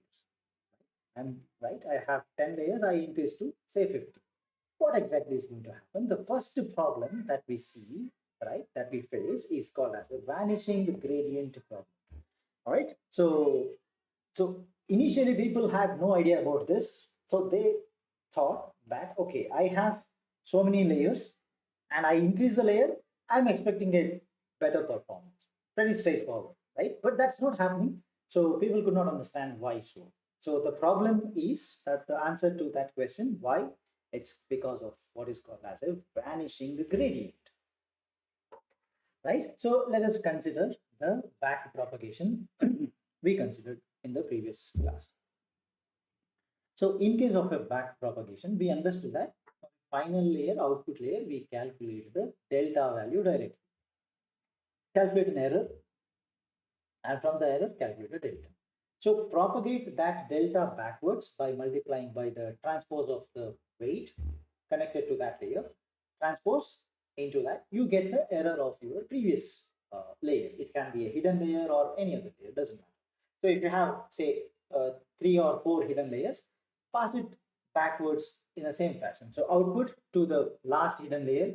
From that hidden layer, calculate the error of the previous layer, convert that into delta, again pass it to the previous, and so on. You see the error is propagating backwards. Every time I see, I'm calculating the delta value. Right. So this delta calculation is important, right? Because my each and every equation of weight update uses this delta. Using the delta itself, we are calculating what is called as the delta W, change in the weight. Right. So though the change in weight part requires a specific algorithm, right? You may use any algorithm that is present, but doesn't matter. So as far as our discussion is considered, we'll stick to the delta learning. Because we have used it, we have programmed that as well. So let's stick to that. We have that particular equation wherein I use the delta values calculated to calculate the change in the weight of that particular layer. Okay, now when you have more and more number of hidden layers, what happens? I calculate the delta for output layer, right? From there, I'm supposed to calculate the delta of the previous layer. From there, calculate the previous, and so on. Right. Now, when you have a huge number of hidden layers, this delta is actually the final delta is a bigger one. All right. So the value before that will be the delta value, because that is the error. That's a portion of error, or you can calculate something like a proportionality here. What proportion of your final output, which is an error right now, right? I didn't get the d and y same. I get a different y, which is not equal to d. So there is an error. What portion of that error came from this particular neuron is what I'm trying to calculate. Right. So, right, we are calculating that by using the differentiated or the derivative of the activation function. So we know that what is the activation function used in the hidden layers. Output we are fine. Now we know that if it is a binary, I'm going for sigmoid. If it is multi-class, we'll go for the softmax. All right. Yes. Fine. What is the hidden? What about hidden layer? We are still with the sigmoid only, correct? So if you recall the sigmoid, right, and you try to calculate the delta value of the other than the first layer, from that I calculate a second layer, from that I calculate a third layer.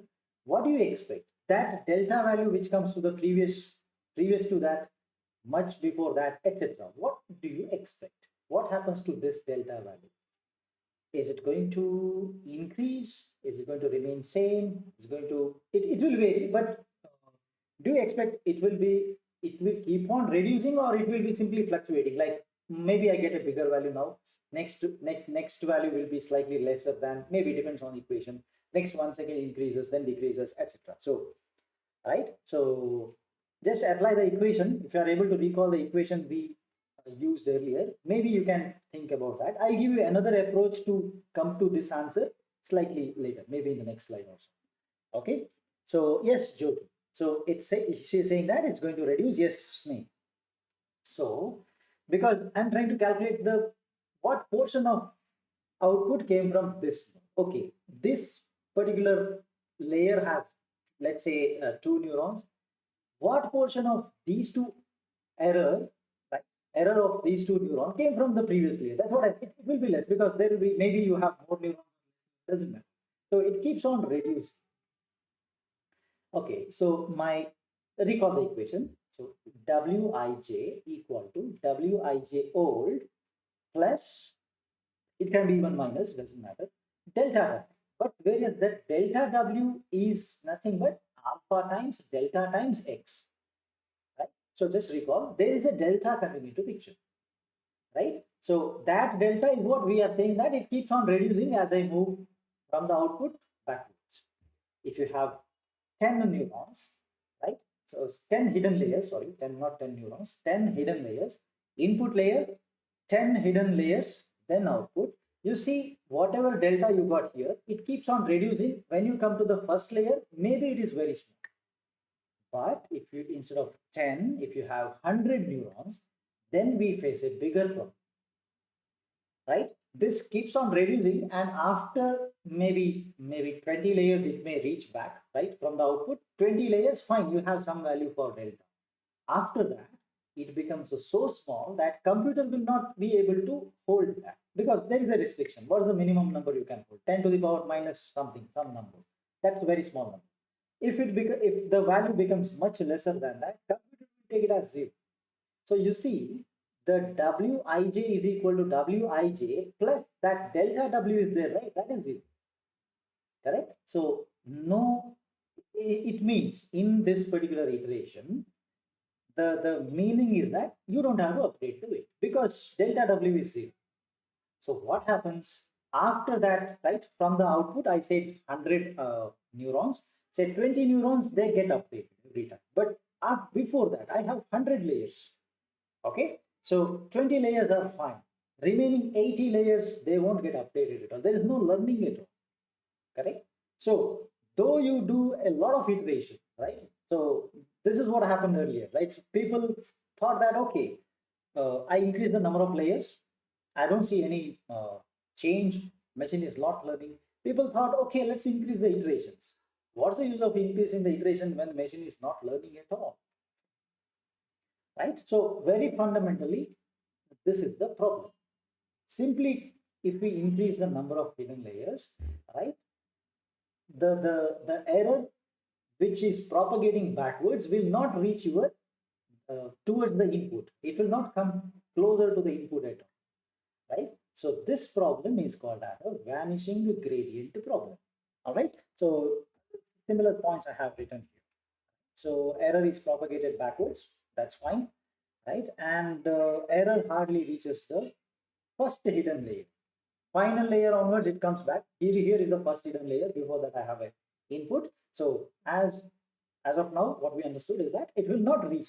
So when error is E, you are not able to calculate an E over there, which means if you don't have E, you don't have delta. You don't have delta, you don't have weight of. So it's like, so they are related in this way. So the overall, the big picture is that the hidden layers which are closer to the input, they are not at all getting changed, right? So this is the final thing I mentioned, right? So when there is no training, right, when they're not getting updated, what's the use of training, right? So try to represent a, let's say that there are many hidden layers here, okay? So in this part, normally I calculate a error. It's a E, right? D minus Y. I have a delta value here. This delta comes to the first hidden layer as delta 1. We have a matrix. Delta 1 becomes delta 2, delta 3, delta 4, etc. If you have a huge number of layers, right, the last layer, which is the first hidden layer, will never get updated, or much before that also, it will never get updated. So that's what is happening if you have, if you simply keep on increasing the number of hidden layers. Okay, so what is the solution? We need to think of a solution, right? How do I make sure that the error propagates irrespective of the number of hidden layers? I want to pass the error, right? I want to pass the error. If there is an error corresponding to this, so there is a delta. So delta means there is an error. We'll call it as a E1. This E1 should propagate to the next one. I should be able to represent a E2. From the E2, I should be able to calculate a delta 2. This is the problem. So now you tell me, who is the one, who is the culprit over here in all this, in the whole scenario? Who is the one trying to reduce that error, and why the error is reducing when it is propagating from this to this is my question. Can anybody think about that?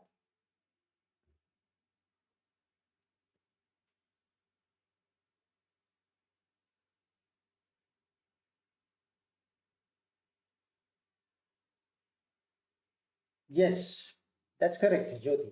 So derivative of the activation function, if you remember the calculation of the delta value, right? How do you represent the delta value? It is the phi dash of some variable v or x, whatever, into, right, into your output, correct, into the delta value. So phi dash of v into delta, correct, into e minus e, not delta. Delta equal to phi dash of v into the error, correct. Now you see, what can anybody tell me what is the maximum value of this phi dash of v? You have to remember the, I think we have plotted, so mentioned that we need activation, we need activation function plus its derivative because of some reason, right? Now I'm coming to that. So what is the maximum and minimum value? If you remember, maximum value is 0.25. Perfect, right? It's a derivative. I'm going to show you the graph now itself, maybe in the next slide or next of that.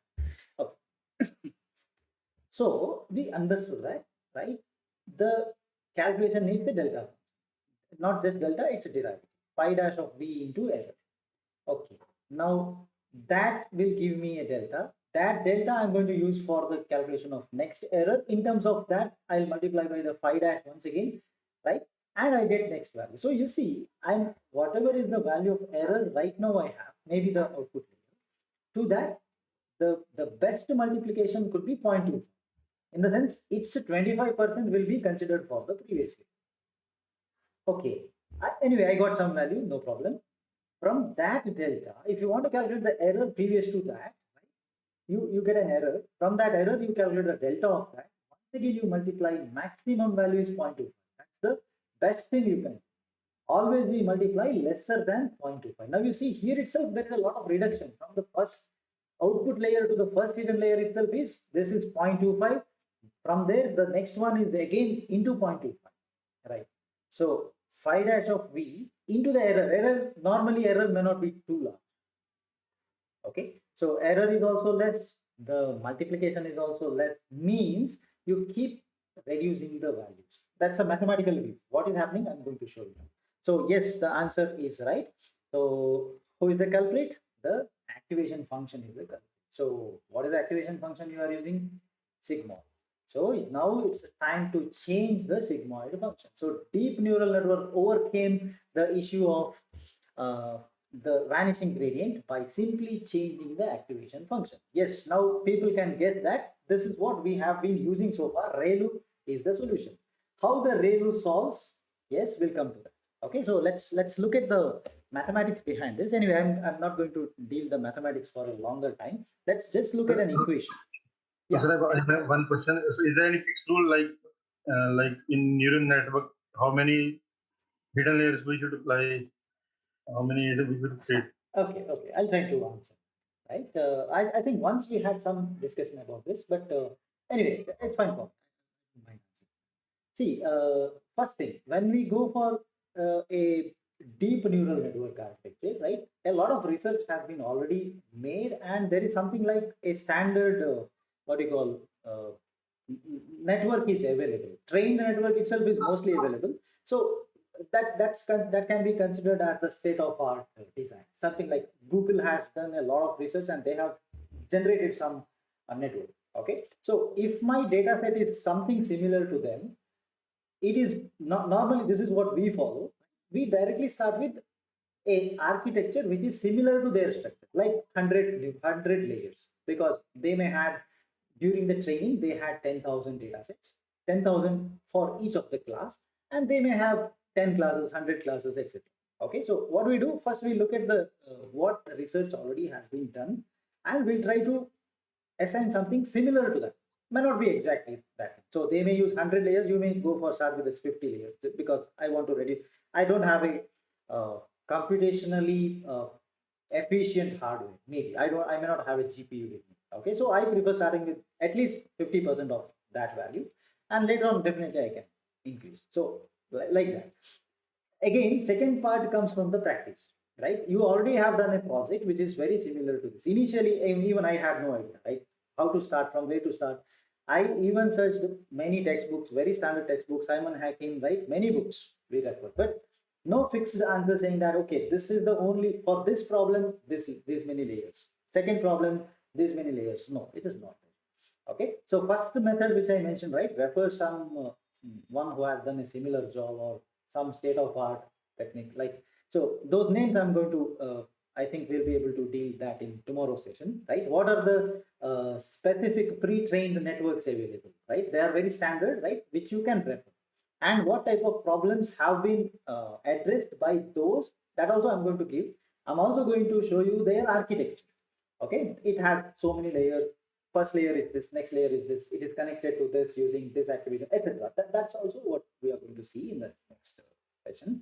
But to answer your question, there is no fixed numbers uh, written anyway, right? Again, depend, you got, let's say I am solving a problem, and in a classification problem I want to achieve an accuracy of 90, maybe 90%, 95%, which is somewhere considered as a good one. So after attaining that, then you have the freedom to change all the parameters. When you do that, definitely you will get a better result than what you are expecting. So that's a trial and error part. So just to reach the some standard values, you will always use something which is existing. You refer the papers, publications, or the standard networks I mentioned, right? So those things can be referred as a standard benchmark. On that you can try your own, right? Slight modifications, because they have done a lot of research to come to that level. So Google Net can classify 1,000 categories, 1,000 different images can be classified using that network, which means they have done a lot of training over there, very optimistic weights have been identified, etc. Okay, but yes, you can start from some part of that. You can think that okay, my problem is something similar to that, I also have a huge data set, I also have a GPU with me, etc. If you think that, yes, you can start with there, keep modifying, and right, you can achieve the optimum values. All right. So, will that answer your question? Yeah, sir. Yeah. All right. Sure. Any other doubt? One more. Okay. All right. So now, just now we discussed about the vanishing gradient. I just try to explain, right, in words, what exactly is happening. Right now, let us try to consider the same situation in a mathematical way. All right. So I don't want to go in very depth about the mathematics because right, we have an equation anyway. If I'm doing a 10,000 iteration, there is no meaning in doing the manual calculation. So I'm not going to that level where we substitute a value and simplify. It's not required at all because we'll never do that calculation in the whole lifetime. Right? Simply call a function, it will do the job. But just to understand the mathematics behind that, let us consider the back propagation algorithm with say four neurons. Okay, first neuron x, but whatever you see here as x, right? So this x is the input. So anyway, that has nothing to do with that. The last one you see is an output. That also you don't have. It's an output. Fine. So in between, right, in between the input and output, I have two neurons, right? Only two have been considered again for simplicity. My intention is to show you, right, the equation form. Since I have only one neuron, I don't have to look at the connections, etc. Right? That's the reason. So two hidden layers. Each layer has one neuron.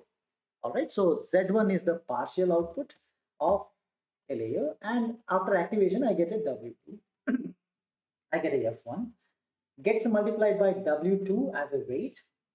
Partial output Z2 is created. Right. Again, apply the activation function F to get an.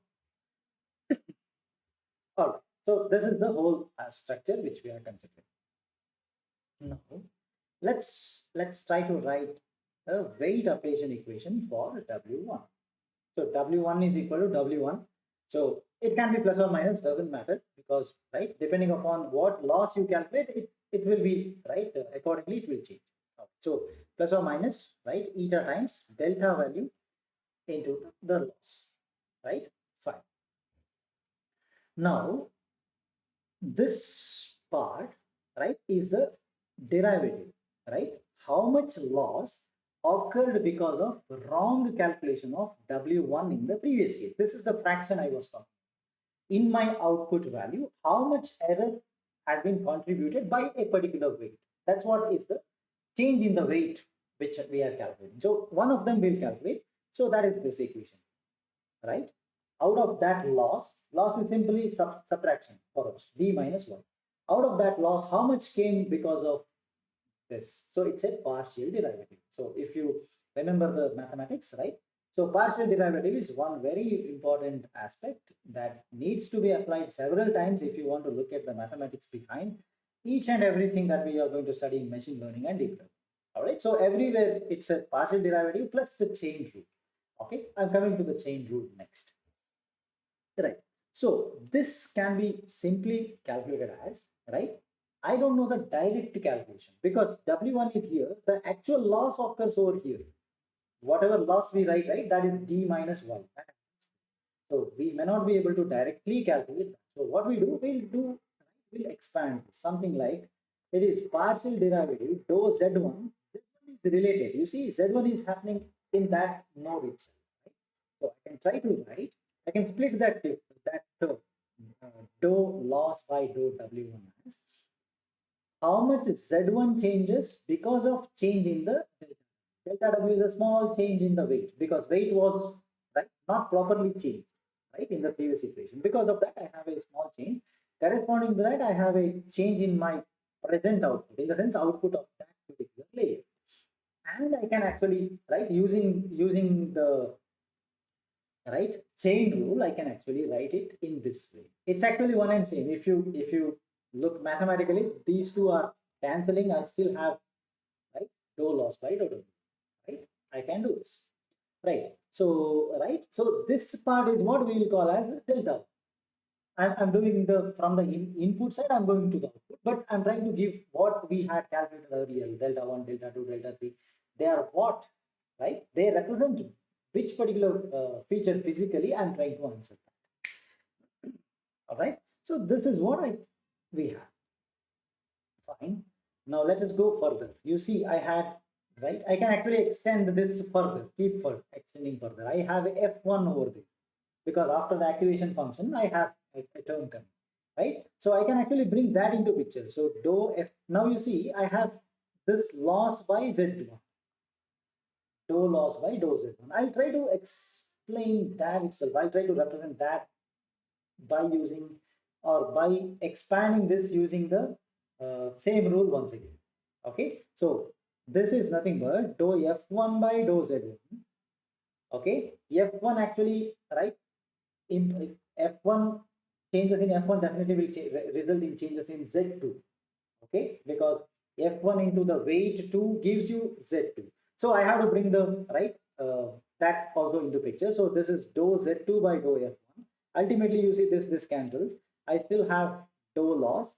Dou z2 is also cancelling, right? Ultimately, mathematically, I see it's still the same. I'm calculating the same. This is what we call as a z delta, right? This delta 2 can be written like this using delta 3. Only this delta 3 can be x, right? Still you can split like this. Now, since we are considering only 4, maybe we'll stop there, but this is how it propagates. Now, the point which we mentioned earlier should be very clear to you. That is, I can see that this delta 4, right, has actually, you see the derivatives coming into picture, right? So many derivatives are being used, right? Out of them, many of the terms are because of the derivative of the activation function, right? So that activation function's derivative is maximum value 0.25. Right? So I may multiply 4 times here, 0.25 power 4, very small. Into the other terms, which are also smaller, you get a very small value. So maybe you get a value here, maybe you get a value here. You may not get a value here, right? Because of this kind of calculation. So again, this is just 4 neurons connected one after the other, out of which 2 are the hidden layers. I just wanted you to show you, okay, this is what is ultimately going to happen. Since if again, if you are not changing your activation function, you still keep the sigmoid, yes, there will be serious issues. Okay, for that reason, in the neural network, right, coming when we jumped from the neural network into the deep learning side, and by changing the neural network architecture, the first thing to be done is changing the activation function of the layers other than the output. Okay, so we change it now. So I'll just come to that point. Quickly see this. So this is the same graph which we had plotted in one of our previous classes. So this, the blue color, what you see is the f of x, that is the sigmoid function. Sigmoid function takes a value 0 to. But when you differentiate, whatever you get is this curve. You see the highest value comes closer to 0.25. Okay, so that's the highest value. So again, you multiply by that value only if your value is 0, right? Normally we don't have 0. There is some other value coming, right? If this comes, you multiply by a much smaller value. If value is minus something, you multiply by a value closer to 0, right?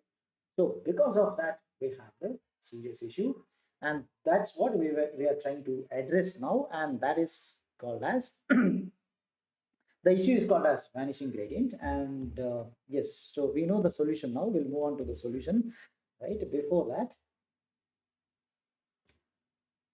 yeah, so the same point I have mentioned. Okay, sigmoid maximum is 0.25. So product of the derivatives, right, will become negligible value, close to 0. So whole concept is called as vanishing gradient. So the solution already we have plotted, right? So I'm not going to show you that again now. So it's a ReLU function. ReLU will compare any input with the 0. Whichever is maximum, that will be passed.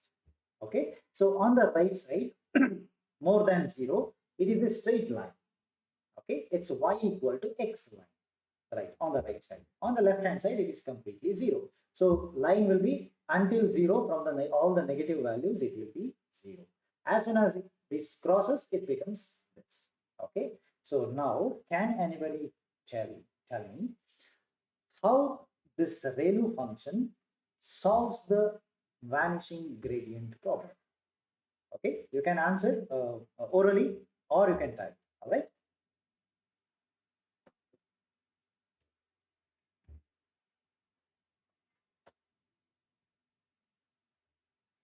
Right. ReLU activation function we know, right? So anyway, it has to be related to the derivative, because over there also, even if you change your activation function, ultimately, right, we are expecting something with respect to the derivative, right? Because derivative should not be smaller. That's what we are expecting. Okay, try to relate that concept and try to answer. So this derivative of ReLU is 1, maximum value is 1 for all the positive values. Yeah. So each time when we are back propagating, we are just transferring the error only Yes. because derivative is 1. Correct. Perfect.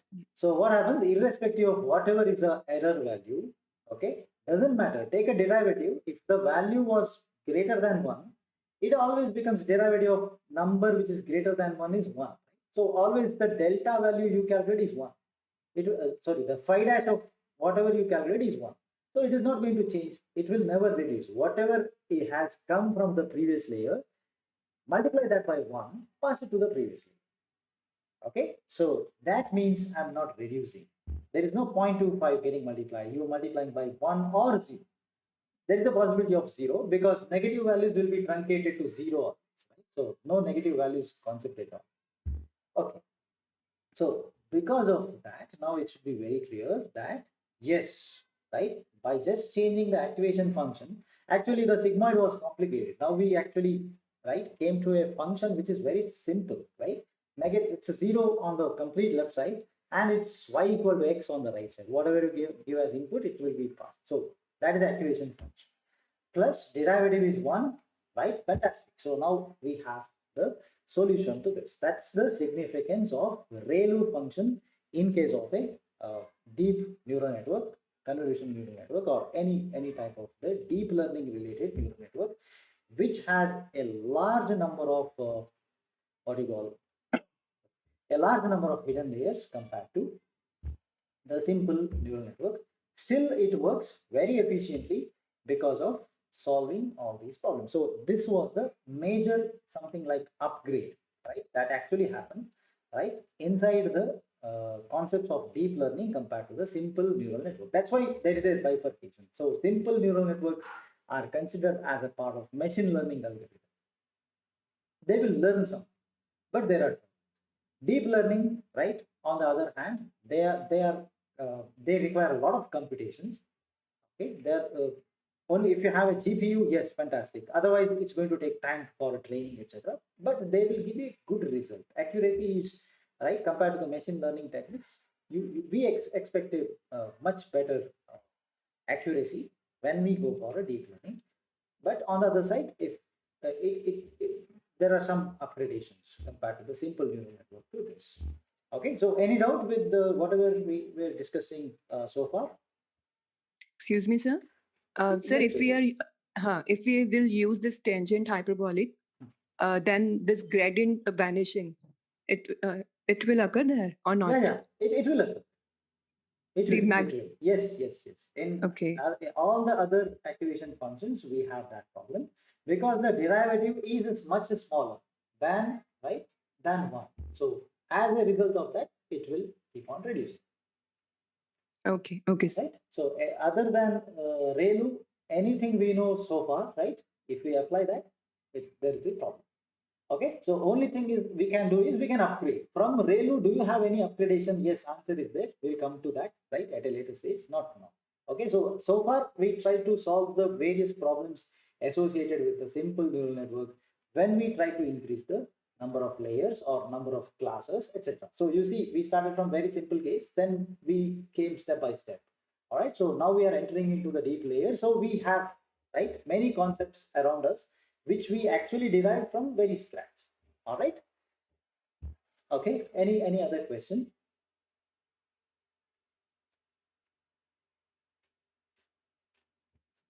Okay. Then let's move further. The second problem. Again, we are going to see this when we simply increase the number of hidden layers. Or it's not just that, even our deep learning, we have this problem because deep learning has a lot of hidden layers.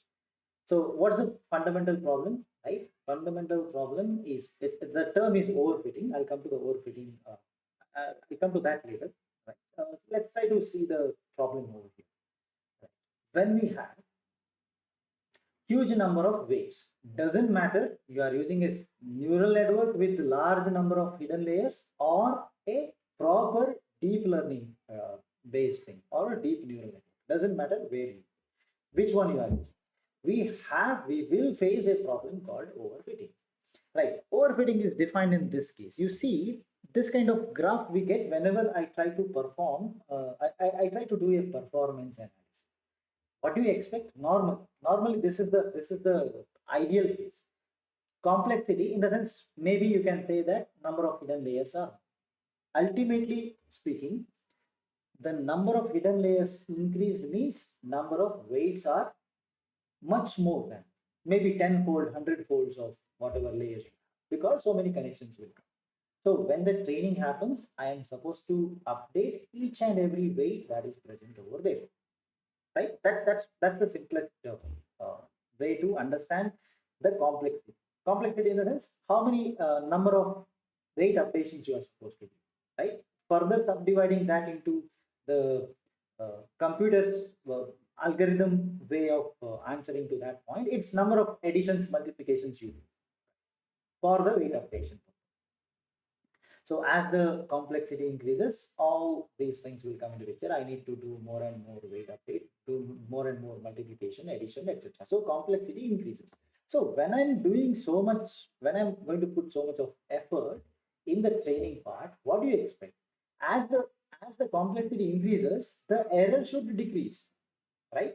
Error in the sense the chance of making a wrong decision, that should reduce, right? But this is what happens. You see, now you consider this particular graph. So, right, and we are plotting the complexity over here, and the error is plotted over here.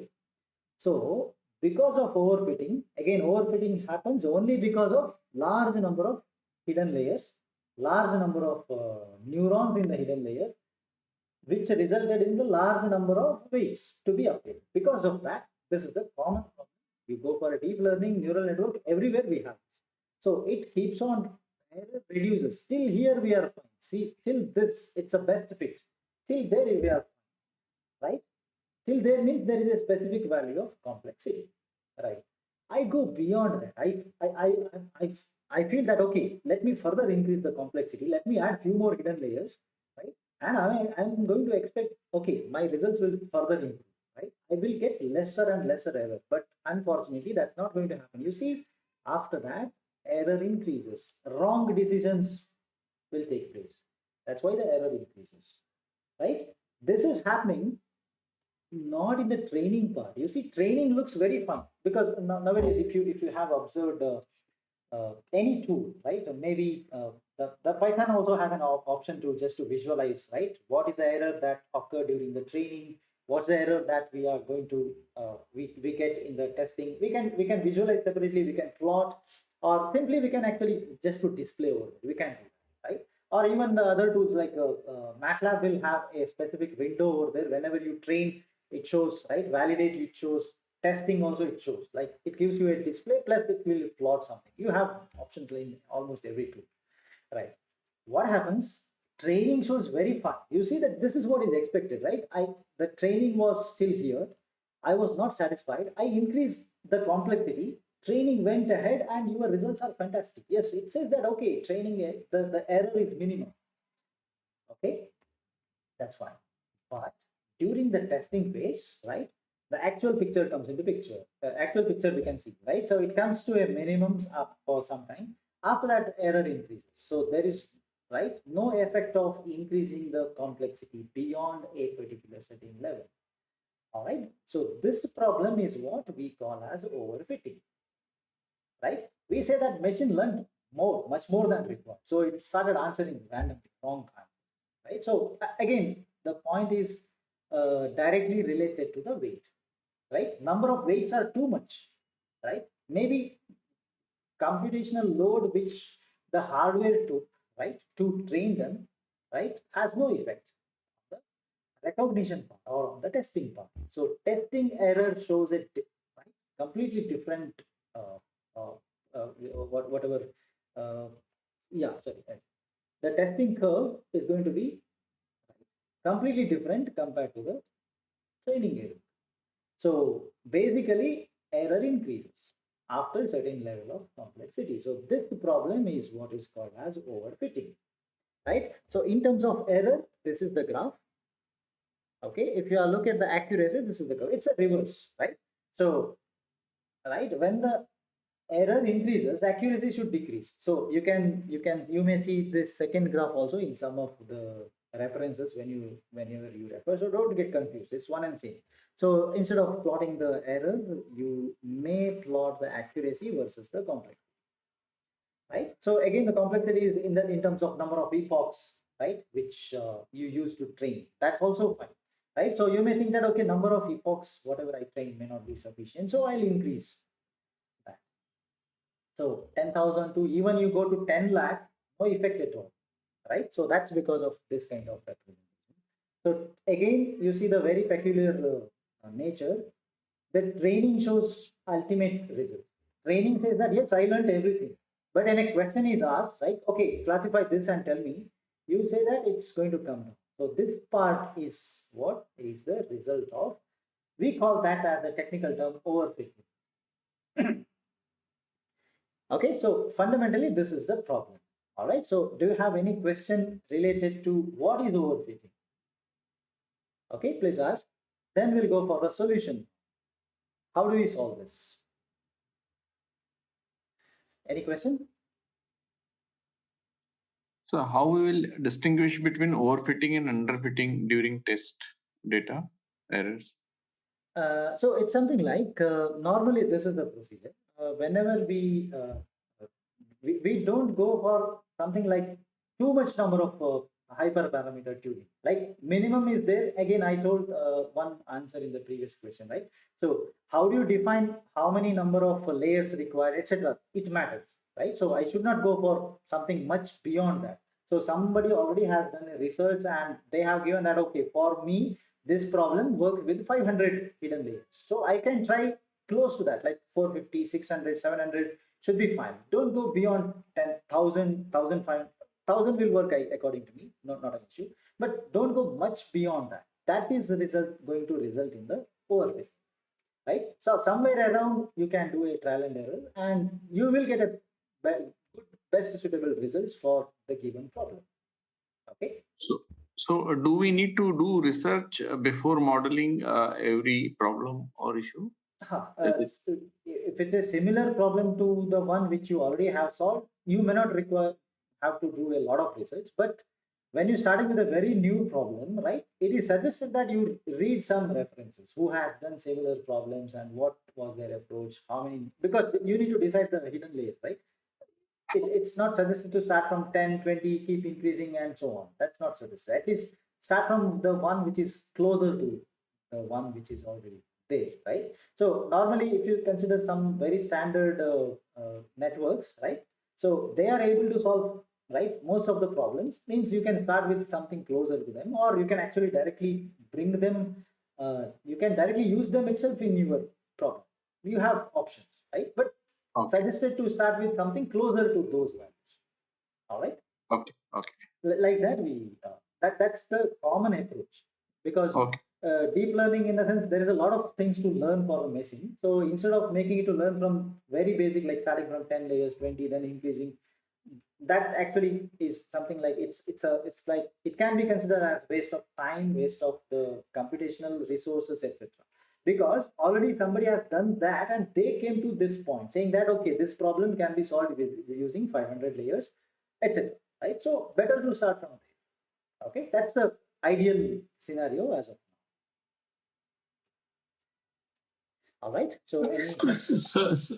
one like okay, in a basically in a normal like okay supervised unsupervised learning in a basic models we used to use grid search or a CV. Is there a similar to that where we can like okay use a elbow method to really determine like okay these are the right hyper parameters for deep learning models? Okay. Yeah, we have a technique that actually in which again that will be coming at the advanced keras part. Okay, it's there, right? But anyway, we may not touch that part, but since you raise a question, I'll try answer that question. Okay, so it's something like we have a specific feature which actually you can actually provide the range of the hyperparameters which you want to test with. Because I don't have any idea that okay, this is the optimum value of the hyperparameter. Maybe it can be weight, number of hidden layers, etc. Many things, right? So I'm not very sure, right?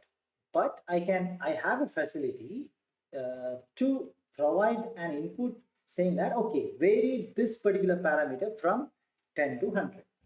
I'll give another, like that you can actually specify when you write a code, right? The machine runs for each and every values. Okay, each it's like for loop so many times, because if I give say one of the parameter from 10 to 100, another parameter, maybe I don't know what is the ideal learning rate for my problem.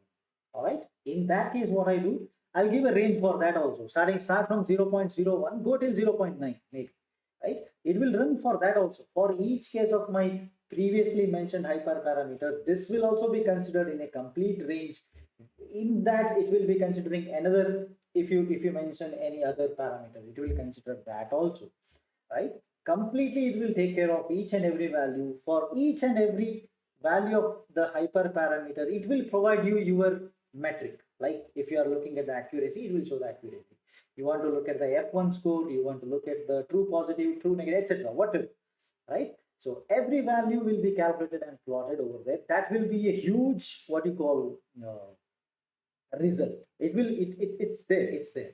And out of that, which is the best one also, you can ask the machine to tell. Minimum, you may want to reduce the time, right? It will actually, every time, it will calculate many more things as well, many more parameters like the time consumption, the complexity, how many times a loop is actually going to iterate, etc. will also be considered.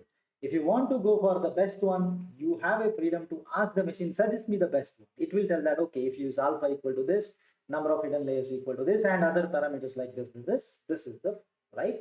This is under these conditions. These are the best possible hyperparameters for your problem. But the program will run for 5-6 days and so on, because for each and every value it has to do the training, right? If you have a 10,000 data set into two sets like 20,000, it should go so many times, right? So if time is not a problem, but I want an ultimate result, I prefer that, right? So, right, if we don't have any idea about that, that is also preferred, right? That can be used, but anyway, you have to invest time over there. Okay, so that method is there, right? Something similar to the grid search, what you mentioned. Thank you. Okay, yes, sure. Is there any other doubt?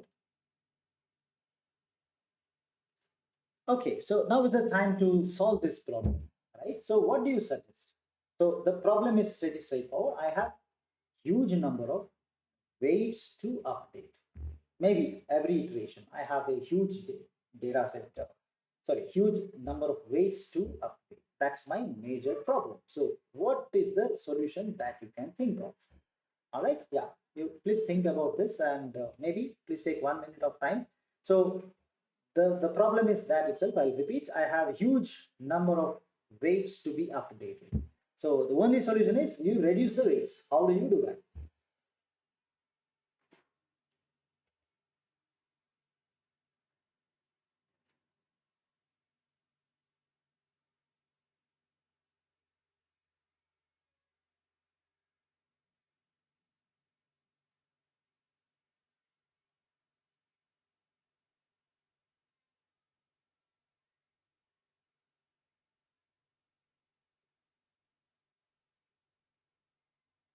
So we have so many number of connections, right? So every connection will have a weight.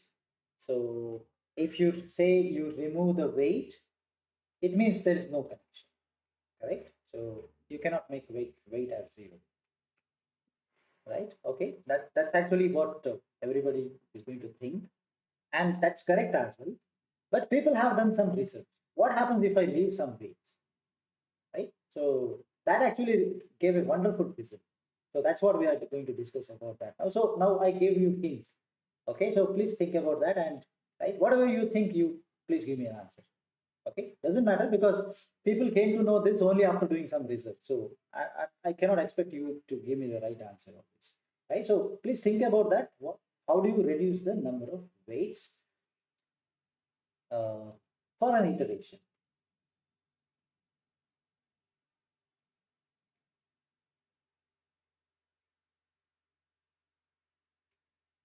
Similar to something like, okay, batch or a mini batch update, or something like, okay, dropping out, or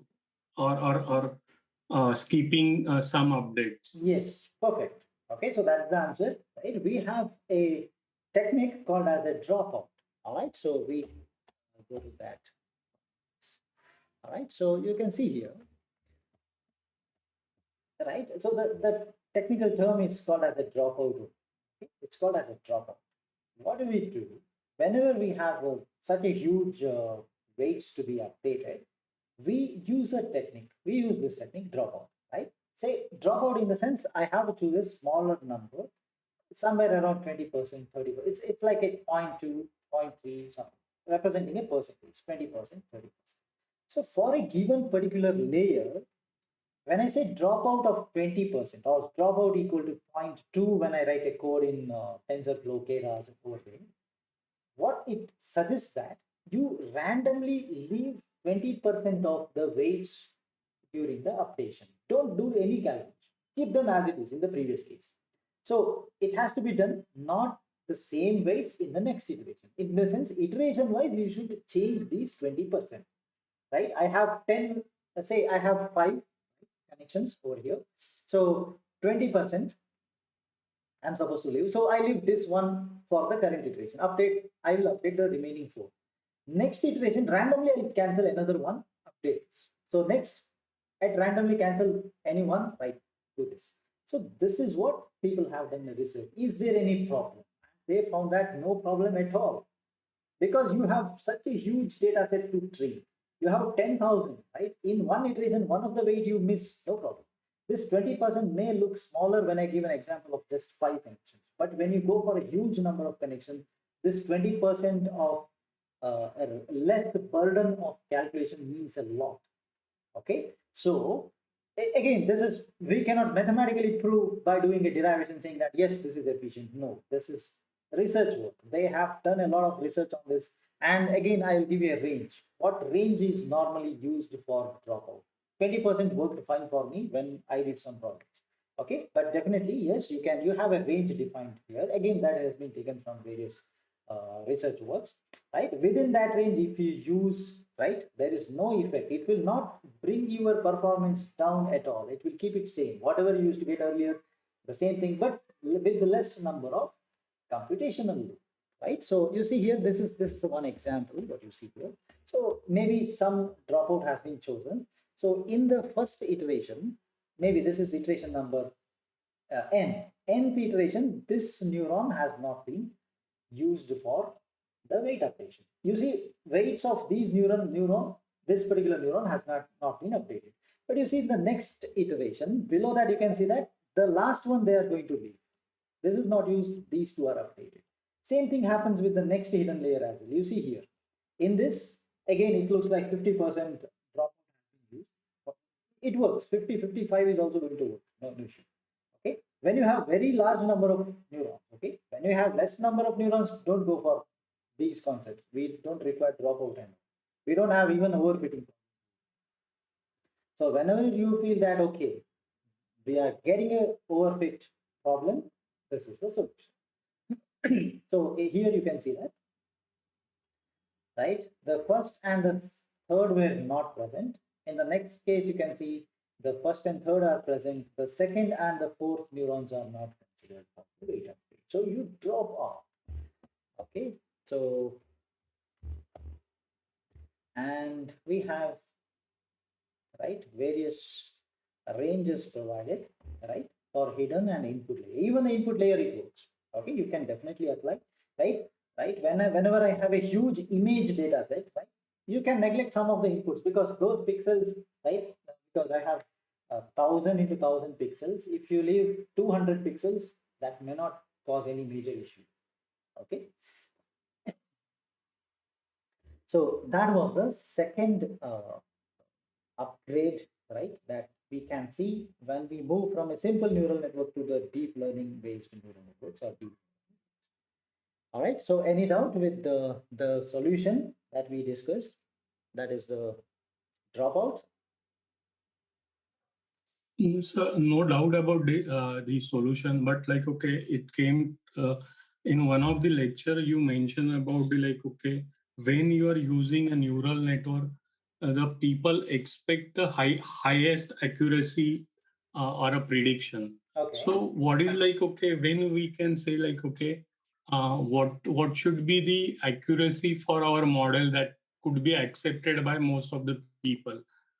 For example, in certain in a normal, not a deep AI, we Okay. say that okay, above 70, 75, or 85, 96, it's excellent.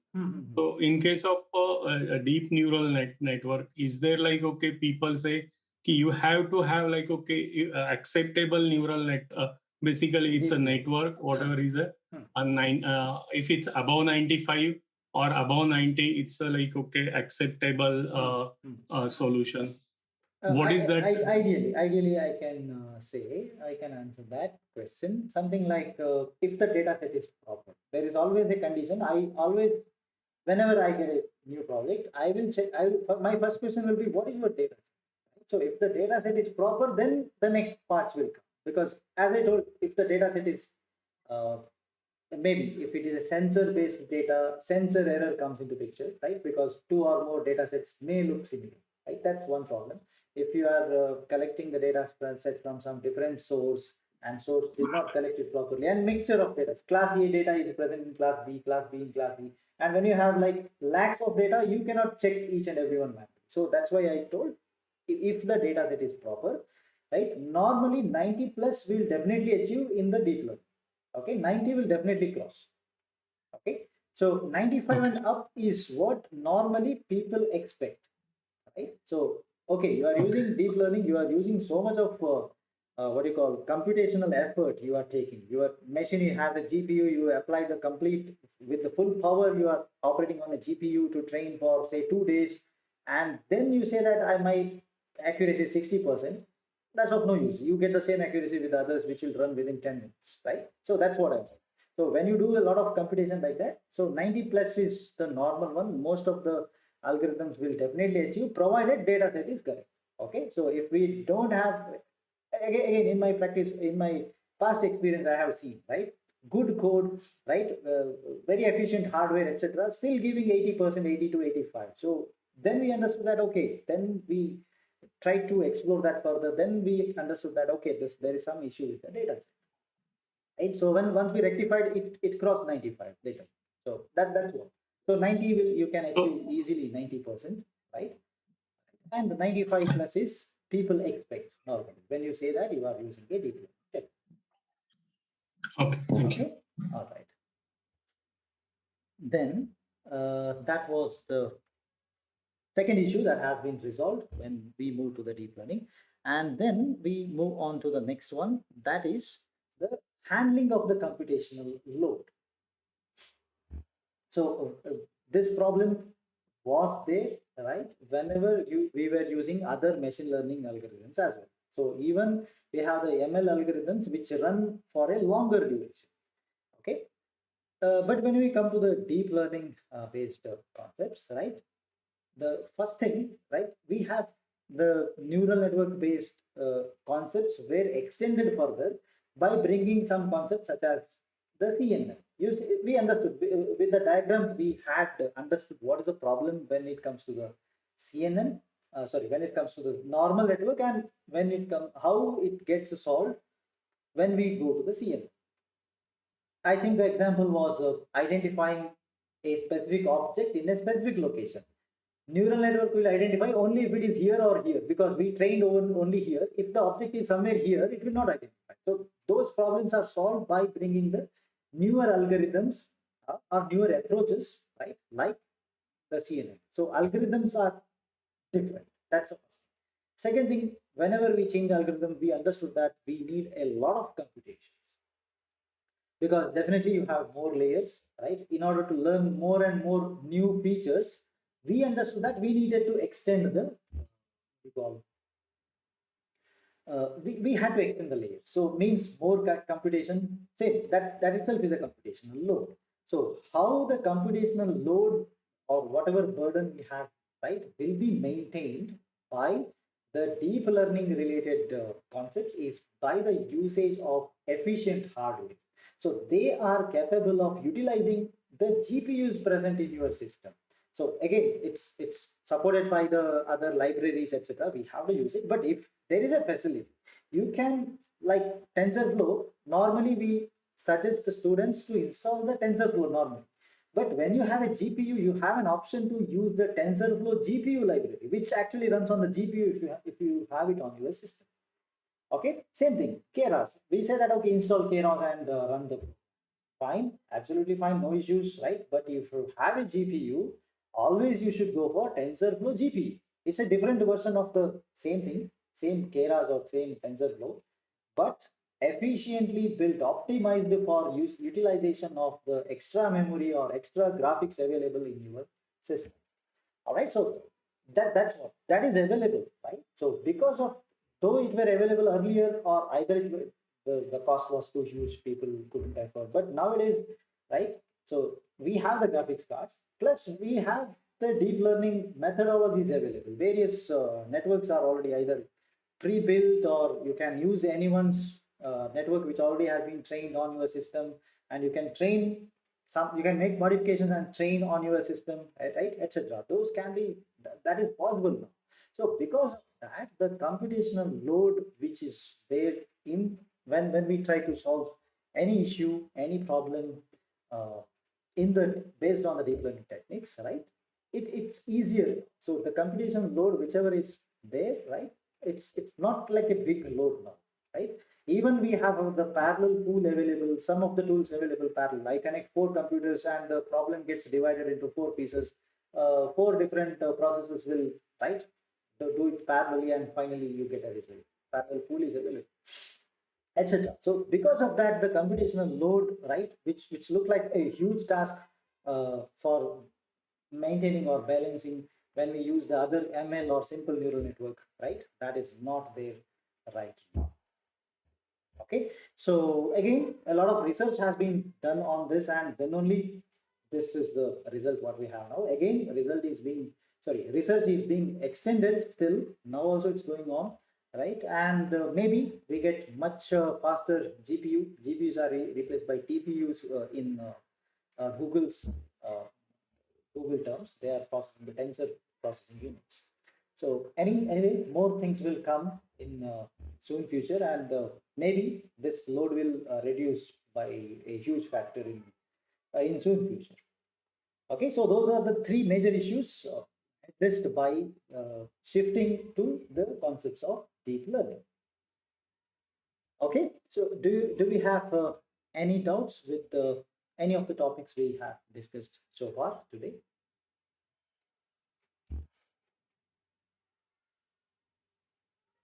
Sir, actually, no doubt about the points we discussed or the topics we discussed. Okay. But this is something like, okay, I may be jumping towards little bit. So now we have like, okay, a big, yeah, suppose we are implementing image, basically identifying image identification for maybe 10 or 20 types of images, classified images. Okay. So when we train it, after training, we need to like, okay, deploy it. So is there a different way to deploy it, or do we need to like even like, okay, have this training set to be like, okay, made available during the actual use of that? No, no. I'll answer. I understood the question. So Yeah. training happens only once. Okay, training will happen only once. It may take 2 days, 3 days, 5 days, 10 days, etc., depending on the context. Okay, once it gets trained, right, you get a trained model. All right, so the trained model is the one which you need to save whenever you want to deploy. When you want to deploy somewhere, you will use only that trained model. Trained model will have what are the weights from where to where. These are the optimized weights. I need only that. Okay. Then when you actually deploy, what do? You will test. Right? I'll give a unknown image to this machine. Machine has been trained in the sense I have a variable which holds all the values of weights, biases, or anything, which are the hyperparameters of that particular machine. So when you test, you simply pass on a new image to that. It will simply tell you an output. That's all. So testing part is pretty simple. Only the training part, which actually is computationally like there is a lot of computation load, etc. is there, that has to be done only once. Okay, simple. You do it somewhere.